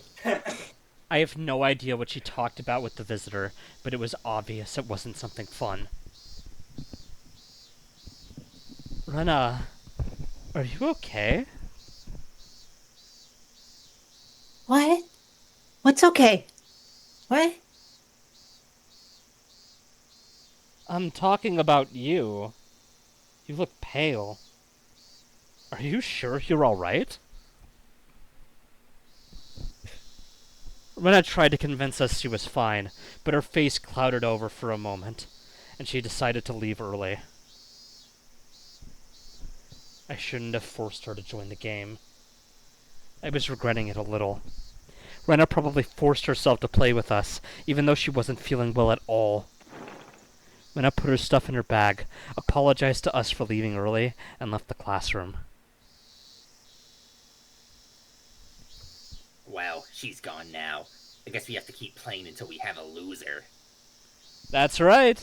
Whose turn is it? Meep. Okay, Rick-chan, come on.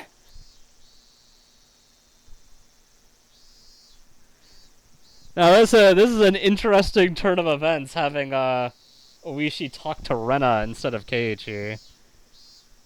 Ooh, spicy. Well, Ren He always can't fuck it up did. as badly as Keiichi. First of all, I wasn't very close to Mio-san. I knew who she was, so I greeted her whenever we happened to pass by. But that was about it. I never really talked to her except for the one time. And that time was only recently. It was between the day of the Watanagashi festival and the day I was caught in the act of burying the 2 corpses by Keiichi-kun and my other friends. I had a phone call from the library that evening, and I was told that my father needed to return a book he borrowed. I was shopping at the home improvement store at the time, so I went to the library to return the book for him. While I was there, I thought about borrowing some books myself, and I started walking around the library. I saw her there.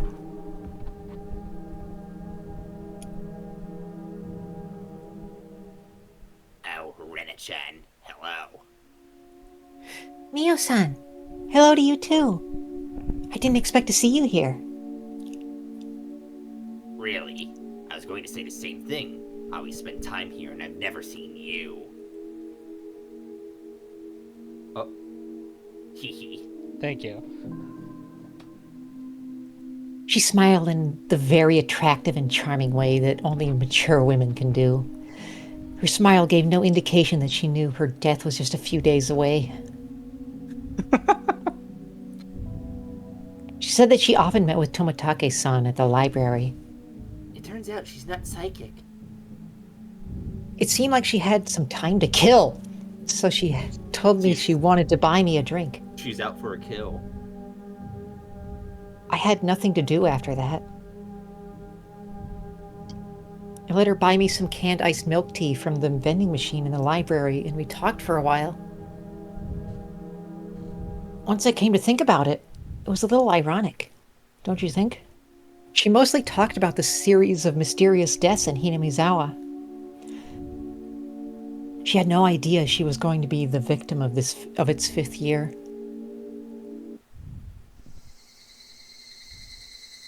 The series of mysterious deaths? You've heard about it at least once, haven't you? 4 years ago, the manager of the damn construction site was murdered. 3 years ago, the Hojo couple died. 2 years ago, the Furude couple died. And last year, it was Sadako-chan's aunt. The series of mysterious deaths have been going on for 4 years now.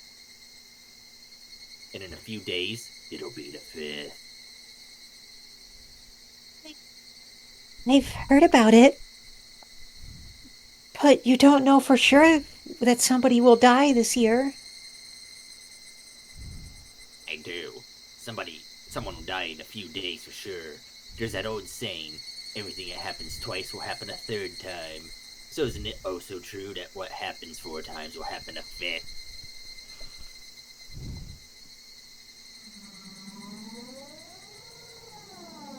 Mio-san was convinced that the 5th mysterious death was going to happen. But she didn't know she was going to be the 5th victim. It's ironic. And also really creepy.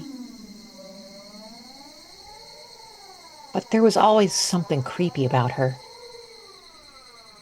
So maybe she knew that she was going to be killed in a few days, but still managed to make that mysterious smile. The series of mysterious deaths in Hinamizawa. Of course, I know about it. I've lived here for more than a year. Every year on the day of the Watanagashi festival, one traitor to the village dies mysteriously. It's been that way since the dam conflict. Each case was solved individually, but mysterious incidents still happen every year. It makes me wonder if there's some kind of will to all this. The creepiness and incomprehensibility of it all gave rise to the name, The Curse of Oyashiro-sama, which fit perfectly.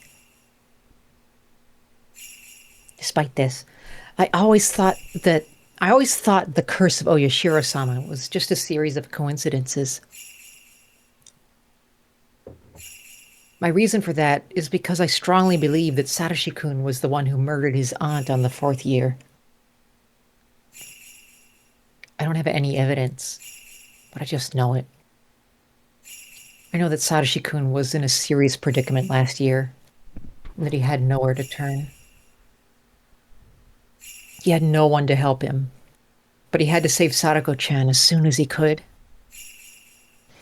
Satoshi-kun thought it through and made the best choice he could to handle the situation. Just like I did when I had my problem with Rina. I hesitated to inform Mio-san that Satoshi-kun was the murderer on the 4th year. So I just listened to her for a while.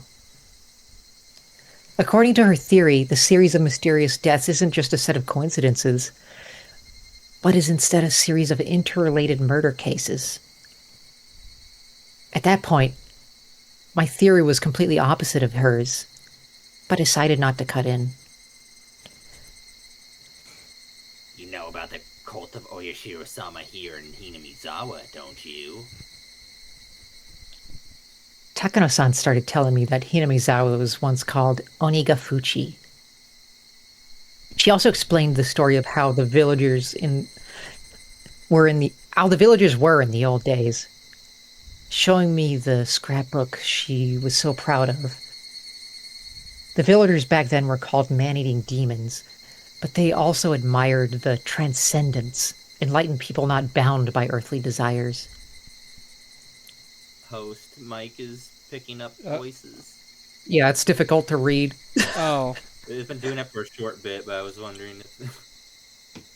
So according to your theory, a group of cultists who worship Oyashiro-sama are living in Hinamizawa, and they're trying to show the power of their god by enacting the series of mysterious deaths, right? I'm not sure if we should call them cultists or fundamentalists. The line between them is very vague. In the Meiji era, when the name of the village was changed to Hinamizawa, the customs and the traditions of Onigafuchi were brought to an end. I think there are some people who want to revive those traditions and regain the name and awe of Onigafuchi. Mio-san's theory was a little more than crazy, but it was also fascinating. At first, her theory sounded like she was just jumping to conclusions. But after she eagerly showed me the documents she'd been studying, I started to think it wasn't actually too far from the truth. If her theory was true, it would mean that the accidental deaths of the Hojo couple in the 2nd year, the suicide and the death by disease of the Furude couple in the 3rd year, and the drug addict murder in the 4th year were all cooked up. I mean, someone who has a lot of power and influence over the police was involved. When I pointed that out, Mio-san nodded in agreement, and she started talking about how strongly they were rooted in the village and how deeply they were involved with many public organizations. After she finished explaining all that, I finally noticed that Mio-san was suggesting that the 3 families, including the Sonozaki family, were the masterminds behind the murder incidents. In fact, the Sonozaki family is very powerful. They hold influence not only over Hinamizawa and Okinomiya, but also over the entire Shishibone area. It might not be wrong to say that they even hold influence over the entire picture.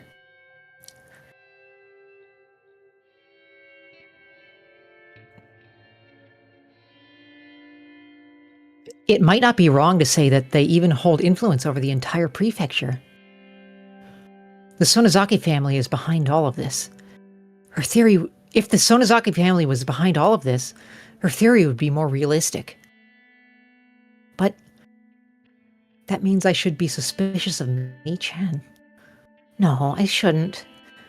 But in fact, Mi-chan was very cold and unkind to Satoshi-kun when he was going through a tough time.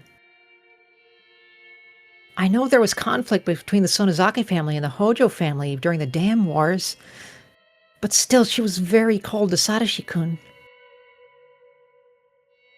But Mi-chan admitted that what she did was wrong.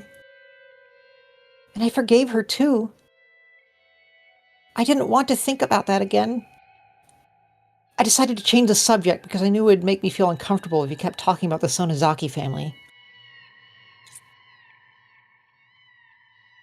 First of all, what is the people's belief in Oyashiro-sama all about? It's a little funny that demons and humans wanted to coexist. In folk tales, humans usually try to wipe out the demons. Oh, that's quite true. That's why Oyashiro-sama is so interesting. However, there are actually many stories that say people in the old days worshipped a god that had drifted to our world from the land of the gods. It's the worship of drifted gods, in other words. There are a number of myths all over the world about people worshipping a god who came from beyond the sea or from up a river. The gods in those myths are actually people who came from different countries, right? That's the general theory, yes. Ancient Japanese culture was far behind that of other nations. When Japanese people in those days saw a foreigner from a developed country, they were so impressed by the knowledge the person had that they started worshipping them as a god. That's one theory. I've heard that Red Oni and Blue Oni are actually foreigners who drifted ashore in Japan because their boats got shipwrecked. An Ao Oni, you say? The Japanese may have created Tengu out of foreigners too. They probably saw a foreigner who had a reddish skin with a very long nose. Wow, you're pretty sharp, Rena-chan. I agree with you. I think most drifted god worship are based on encounters with foreigners. But if that's so, Onigafuchi's drifted god worship would have a contradiction. Do you know what it is? Do you know Oyashiro-sama? No, I don't. It's easy. Onigafuchi isn't adjacent to the sea. Oh, of course. In order to have any connection to foreigners, the place in question must also have a connection to the outside world. In Western countries, that connection would be rivers running between adjacent countries. In Japan, that connection would be the ocean. So, most of the drifted god stories in Japan originated near the shores.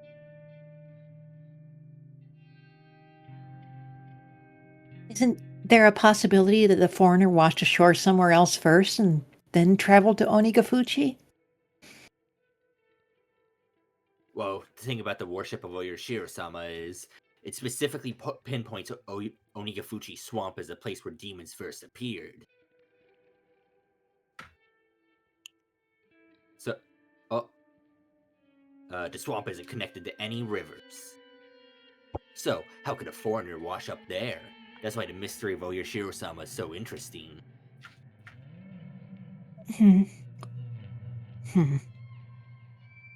How much do you know about the legend of Oyashiro-sama?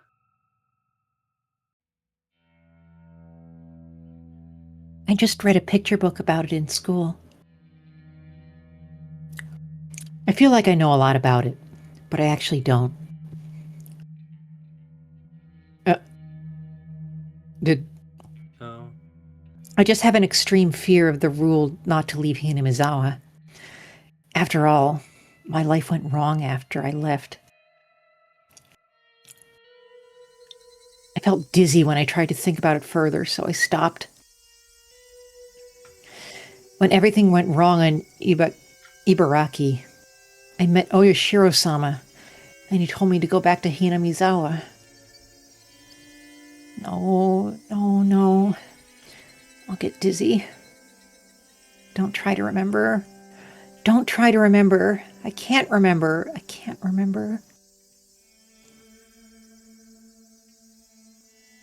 I got desperate because I felt responsible for the divorce. I just used Oyashiro-sama as an excuse for my mental instability, and I told my father I wanted to go back to Hinamizawa, right?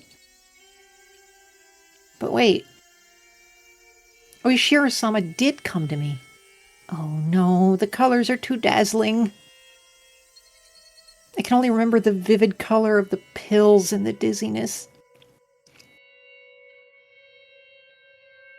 That's all you need to know. The demons came out of Onigafuchi Swamp and they attacked the villagers. Oyashiro-sama saw it and came down to save the villagers from the demons by exiling them to hell. The demons cried and the villagers felt bad for them. They decided to let the demons live in the village with them. Oyashiro-sama was impressed by the kind hearts of the villagers, so he gave human forms to the demons and let them coexist. The blood of the demons blended with that of the villagers as they lived alongside of each other. That's exactly what I read in the book. I felt dizzy, like I was going to faint, because I touched one memory I didn't want to. People say that most myths are based on an event of some sort that happened long ago. What event do you think is the truth behind this myth? Because I was still feeling dizzy, all I could do was tilt my head quizzically.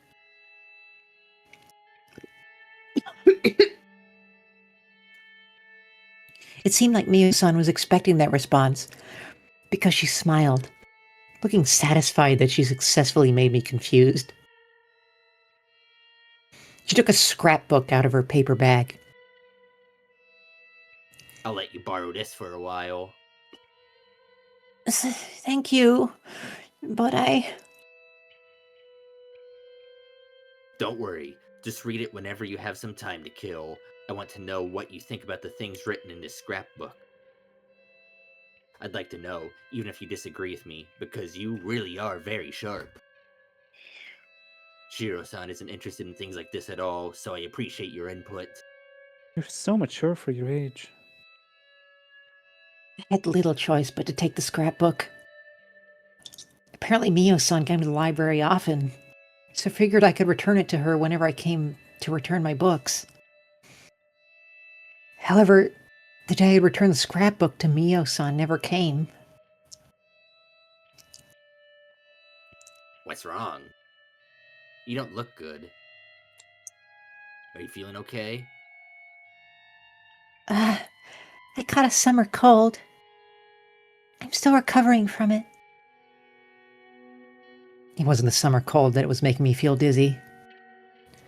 I always get dizzy when I try to remember the last time I met Oyashiro-sama in Ibaraki.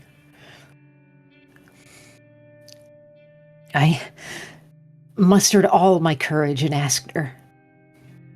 My memory of those days in Ibaraki is blurry. I know I met Oyashiro-sama. Nobody believed me, and they told me that it was a hallucination. But I thought Miyo-san would listen to me. Miyo-san, can I talk to you about something? Yes, of course. You listen to me, so it's my turn to listen to you. I have to do more of the voice that hurts my throat. Well, it's about Oyashiro-sama. You might laugh at me. I won't. You didn't laugh at me either. Miyo-san said it in a very gentle and mature way, and that encouraged me. Even so, I still hesitated to talk, but there was probably nobody but Miyo-san with whom I could talk about something like this. I gathered my courage again and spoke. I have met Oyashiro-sama. You have? Yes. I used to live in Hinamizawa until right before I went to elementary school. But mother got a job in Ibaraki, so we moved. Well, you know what that means, right? I do. You broke the rule of Oyoshiro-sama, which is to never leave Hinamizawa. That's right. And then many things happened. My mother divorced my father, and my family was broken. I got desperate and did some bad things. It must have been terrible. Then what happened? I started hating everything in this world. And I started to feel like everybody who was happy was looking down on me. That's when a mysterious existence started to appear. You mean Oyoshiro-sama? The first time it came to me was... please don't tell anybody about this. It was when I started injuring myself by cutting my body with a knife. I cut my neck, and something very dirty and gross came out with the blood from the wound. It was... I'm not going to laugh.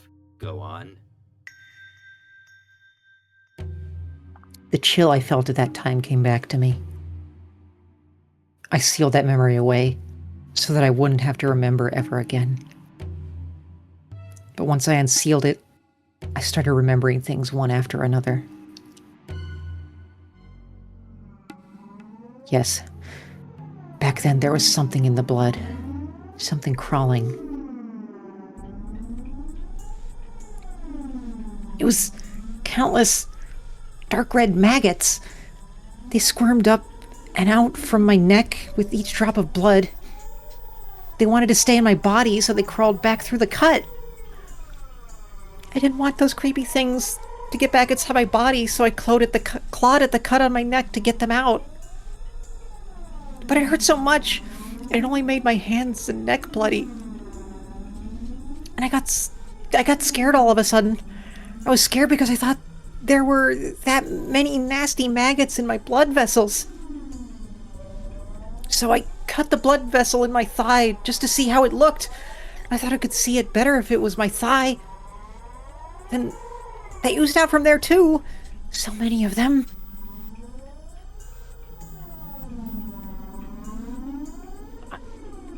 I understand, Ryugu-san, so please calm down.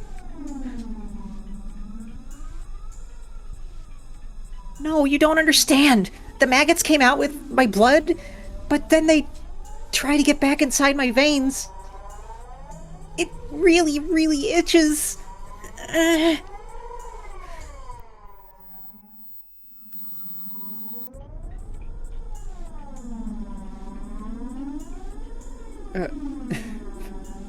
I don't think this is supposed to be Rena.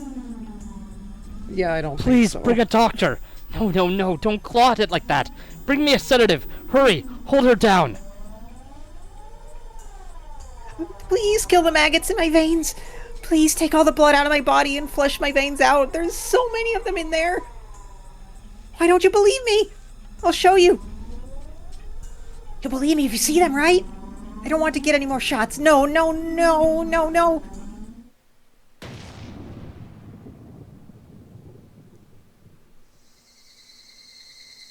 Calm down, okay? Mio-san sat next to me and held my hands tightly. Her touch brought me back to reality. So, what happened? Nobody believed me. But then he showed up. Oyoshiro-sama came to me. The memory was very vague. I saw flickering lights. It made it difficult for me to remember. I met Oyoshiro-sama. That sentence is all I remembered.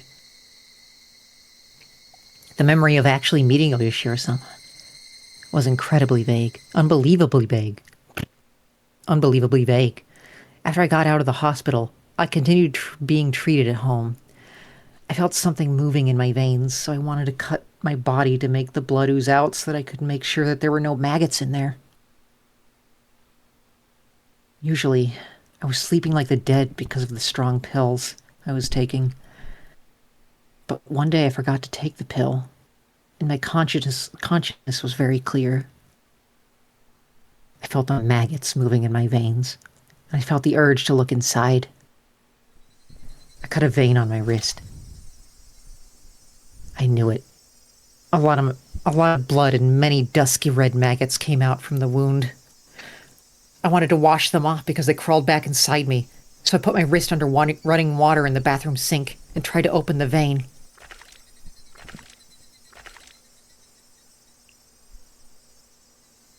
Water, blood, and maggots ran down into the drain. Just like squeezing out the pus from a pimple, I squeezed the vein to get rid of the dirty blood and the maggots. I kept doing it. My arms started to feel numb, and I felt cold, but I kept doing it. I thought I might die from losing too much blood, but I kept doing it. My body was filled with maggots. I had to squeeze all my blood out of me.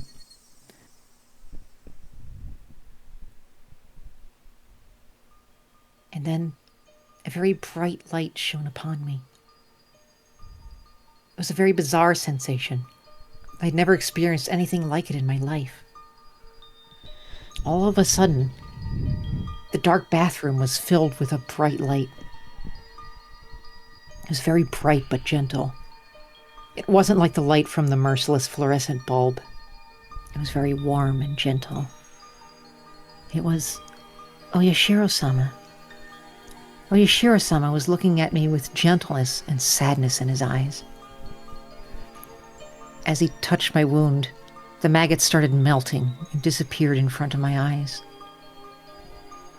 That wasn't all. All the maggots that were moving throughout my veins disappeared too. Oyashiro-sama taught me. These maggots were the curse. People of the demon's blood can't live outside Hinamizawa. It's the rule. Unfortunately, you've been cursed. It's very sad, and I feel sorry for you. There is only one way to save you. That's what he said. What should I do? The answer was very simple. All I needed to do was go back to Hinamizawa. I unconsciously knew that before I heard it from Oyashiro-sama. People who were born in Hinamizawa must never leave. But I broke Oyashiro-sama's rules, and I left Hinamizawa. That's why my family was broken, and I lost my mind. If I hadn't left Hinamizawa, nothing would have gone wrong. And so, I had to go back. Oyashiro-sama also told me this. He could make the maggots, the embodiment of the curse, disappear, but only temporarily, because I lived far from Hinamizawa. After a while, the power of Oyashiro-sama would fade away, and the curse would start eating my body again. If that happened, the maggots would take over my body, and I would go insane and die. I must go back to Hinamizawa before this power took hold down. Before his power to hold down the curse faded away. That's what Oyashiro-sama told me. He did. I heard him tell me that. I should have gone back to Hinamizawa earlier. That's why Oyashiro-sama came to me and put his curse on me. But he gave me a chance. He gave me a chance to pay for my sin of leaving Hinamizawa. Dad, listen. Oyashiro-sama is going to help us. Let's go back to Hinamizawa. Hinamizawa is the place where we must live. If we don't, not only me, but you might be cursed too. Let's go back to Hinamizawa. That's the only place where we can live. We need to hurry. We need to hurry, or Oyashiro-sama's power will fade away, and my body will be eaten by the maggots. Oh no, Oyashiro-sama is following me. He's telling me to hurry. He follows me everywhere and keeps telling me to hurry. He keeps apologizing for me, putting this curse on me. He follows me everywhere and keeps apologizing. I'm telling you the truth. I am. Why can't anybody see it? Why can't they see the maggots or Yorishiro-sama? Everybody is trying to fool me. I know they can see them, too. No, please stop. I don't want to get another shot. Ah.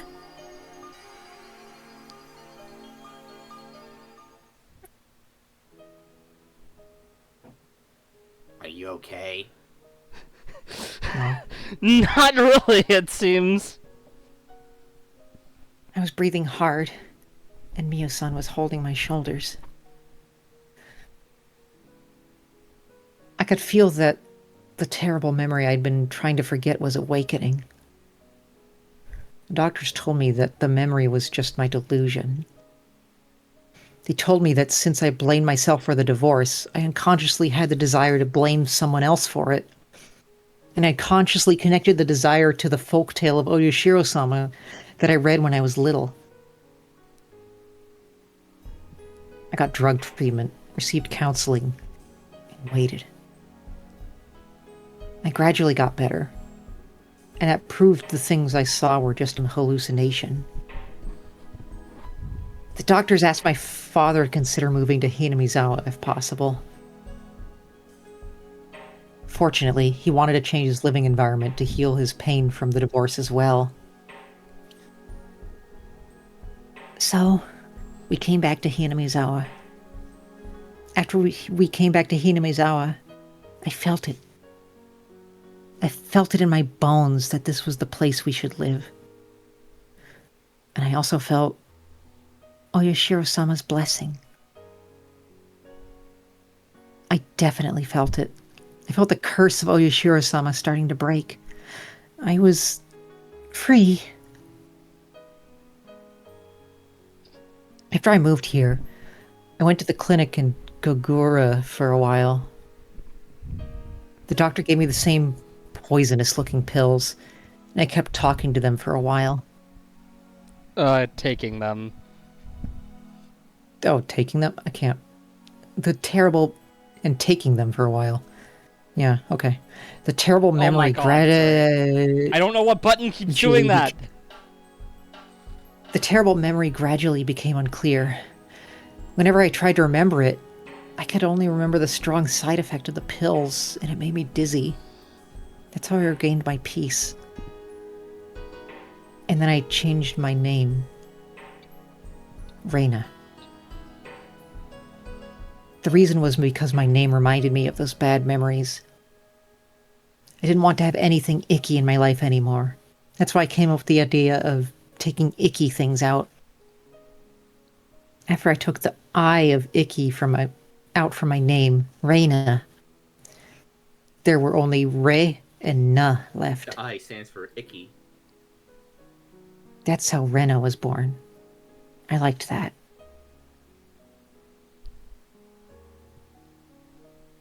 When I was introduced to my classmates, I told them to call me Rena. Since then, that had been my name. I'm living my new life as Rena. I cut away all the sad things that happened when I was Reina. My father still calls me Reina, but I don't feel bad as long as it's just my father and my relatives. But then, Rena came into my life one day, and she called me Reina. Because she called me Reina, those colored lights started flickering again. I should stop. I should forget about it. The lights were still flickering. I'm sorry. Was I panicking that badly? You were muttering to yourself. I'm glad you calmed down. Judging by Mio-san's reaction, I wasn't panicking as badly as I thought I was. But I've probably had those panicked hallucinations several times. If I started screaming and yelling like I once did, they'd take me away to a hospital again for sure. I'm certain I met Oyashiro-sama. I saw the maggots. It's hard to believe, right?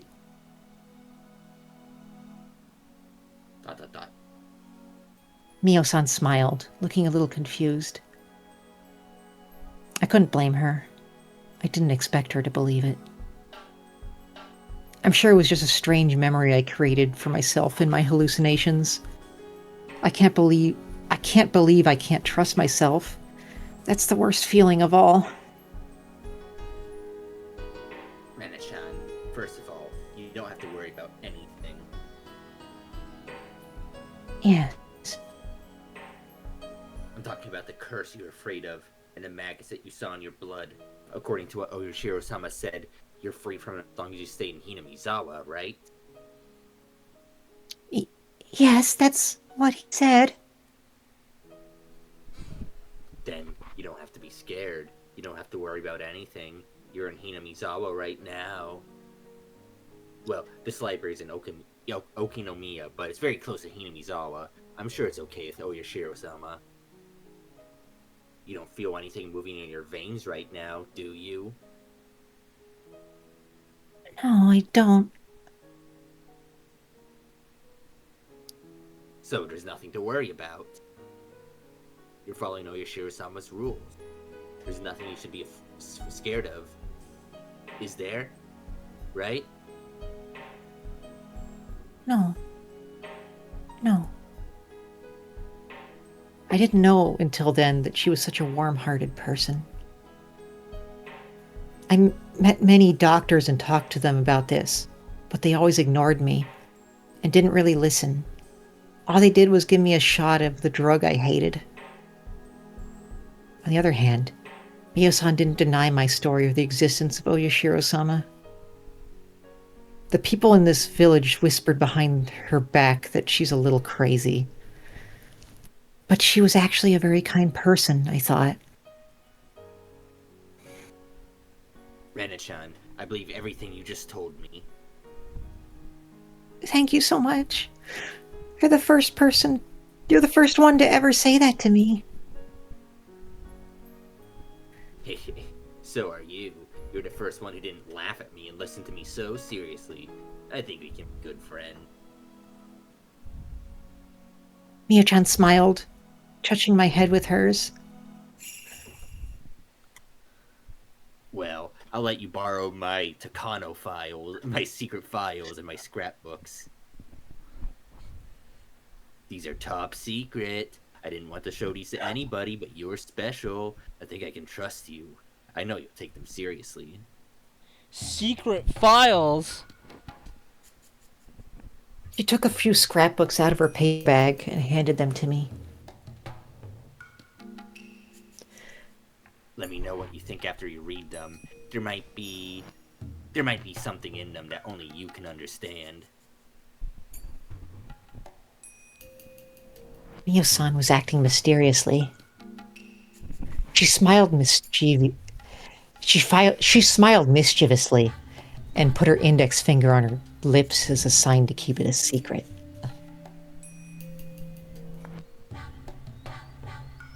Don't tell anybody about these scrapbooks or that I'm studying this, okay? We're keeping a secret? Okay, I got it. If they find out I've been studying this, they might get rid of me. She laughed after she said that. They might erase her.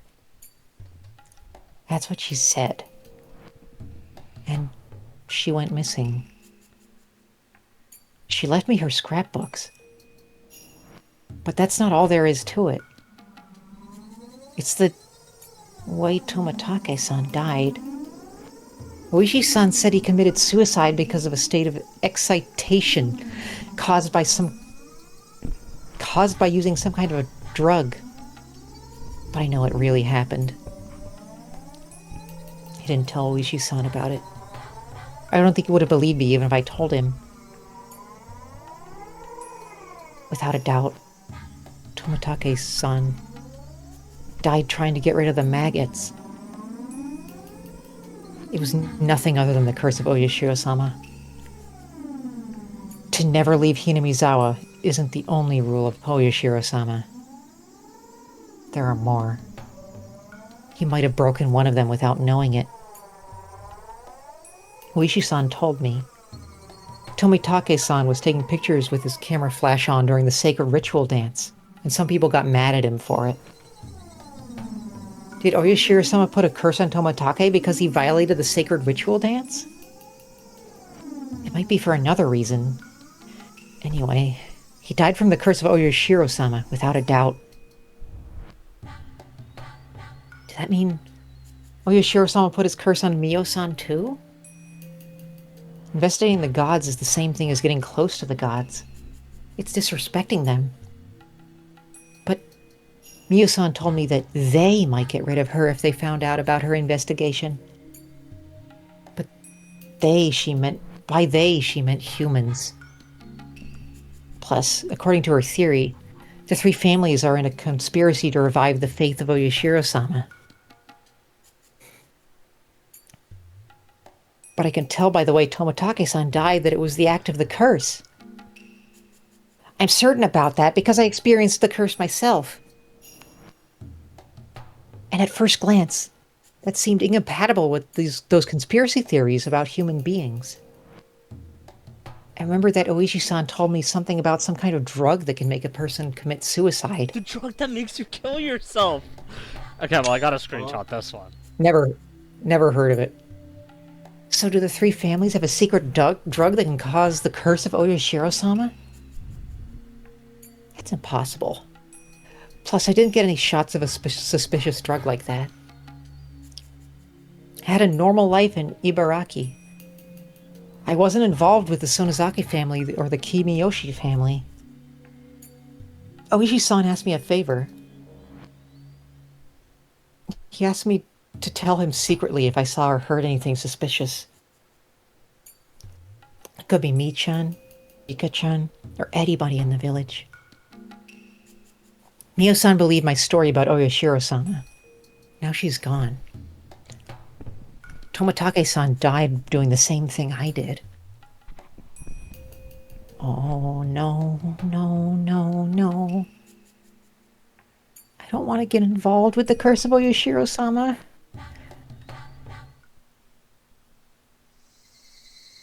Is this a conspiracy of a group of fanatical cult members? Or is it the curse of Oyashiro-sama? Is everything just a set of coincidences? Or maybe it's a mixture of a conspiracy and the curse? I don't know. Is it the work of humans, the curse, or a coincidence? Oh no. Even the light of the sunset was making me feel dizzy. When did the sunlight in Hinamizawa get so mean? Mio-san told me to keep her investigation secret. Have her top secret scrapbooks. They might hold the truth about everything. When I realized that, I got scared all of a sudden. I might end up the same way as Mio-san, because I have her scrapbooks. If it's a conspiracy, I'll be erased. If it's the curse, I'll be cursed. I should burn the scrapbooks. That's the safest thing to do. But Mio-san believed my story. Mio-san listened to me without laughing. It'd feel wrong to burn them without taking a look. If it's a conspiracy, I'll have to expose it. If it's the curse, I'll have to break it. I shouldn't run away. I should fight. That's right. I decided to fight and seize my happiness. I shouldn't give in to misfortunes. I have to fight. I'm going to get rid of all the things that are trying to ruin my peaceful life. I'm going to read her scrapbooks when I get home. I started walking faster.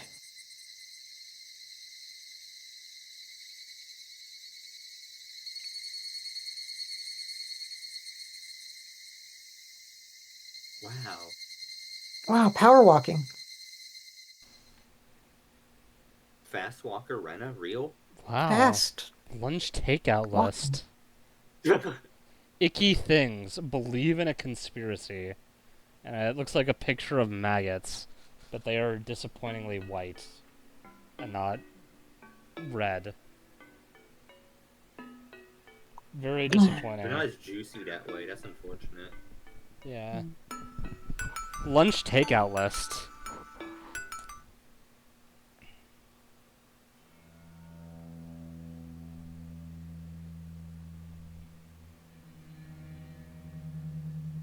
Wants to take... My voice is Lunch? hoarse from Takano.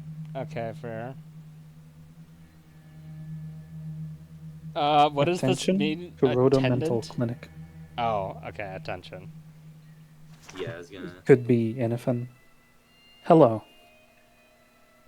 To get straight to the point, we can assume that this is an acute case of post-traumatic stress disorder. The patient is subject to tremendous stress because of her parents' sudden divorce and being forced to choose with either her mother or her father. Furthermore, the patient firmly believes that she was responsible for her parents' divorce, which further drives her to self-mutilation. The patient's largest shock stems from the sense of betrayal of her own household, which she believed was an absolute safe haven. Henceforth, there is a high possibility that the patient will resort to psychological defense measures to protect her family. For example, she might feel high disdain for any person of the opposite sex who approaches her father. She might feel uncomfortable about having other people in her home. She may also display eccentric behavior in order to keep people away from it. As an example of the latter, there are reported cases of patients unconsciously bringing home garbage. It's highly important that the patient remains in close communication with her father.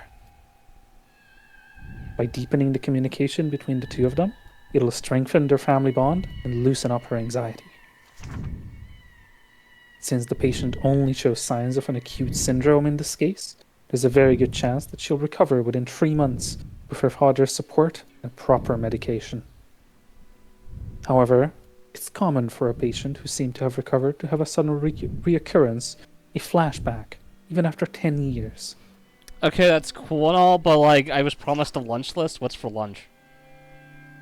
Her father is still fairly young, and there's still a chance that he could remarry. However, seeing an unfamiliar member of the opposite sex through remarriage could trigger a flashback in the patient, which may lead to avoidance behavior or hyper-awareness. Please, explain this part thoroughly to the father in order for him to understand the recovery process. Should the father decide to remarry, it's recommended that he should hold off in telling the patient until she reaches the age where she's capable of living independently.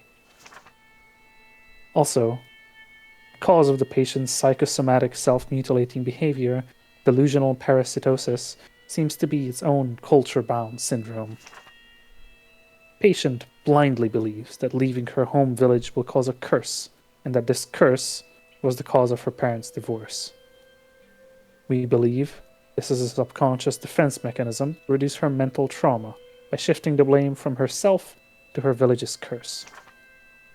According to the patient's statement, the culture of her home village is extremely strict and exclusive. The patient believes that there's no way to be saved from the curse other than by going back to the village, as the curse will continue as long as she lives in her current environment. Through this, we see an inclination of schizophrenia and believe the chances are high that the patient will continue to alter the perceived reality. Schizophrenia, a case where patients' personalities are reduced, causing altered perceptions of reality and delusions. Her delusions about the maggots dwelling in her blood is a perfect example. It's also the cause of her psychosomatic self-mutilating behavior. When a delusion involves psychosomatic self-mutilating behavior, it's extremely dangerous. I highly recommend for the father to move back to the village if he's financially capable. Allowing her to live with relatives in the village might also work. If such a strong belief can induce symptoms such as self-mutilation, then there might be other cases similar to this one. Perhaps prior medical files that document similar culture-bound syndromes may be available at large medical institutions in your local area. It'll then be possible to provide better and more accurate mental care for the patient by obtaining these case files. this B5 sized letter was with a bunch of memos. The following was on the back side of the letter. 1 chukadon, 3 Shanghai style gomoku yakisoba, 1 large fried rice. Yay! Lunch! Yay! Let's go! Hell yeah. Also, isn't B5 like gigantic? I'm just saying this because we're basically out of time. Let's see, B5 paper. That's pretty fucking huge, no?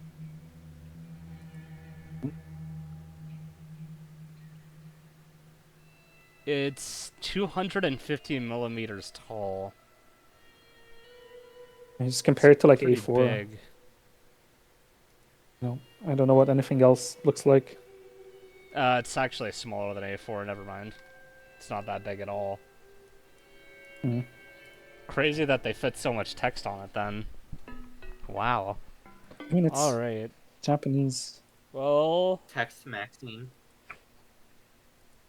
I still like the he couldn't stop moaning save. That's pretty good. Pretty good. Very good. Yeah, he just couldn't stop moaning, Couldn't stop guys. moaning. He He just couldn't stop moaning. You guys don't understand. Listen. So, he He couldn't stop moaning. couldn't stop moaning. He couldn't stop moaning. True.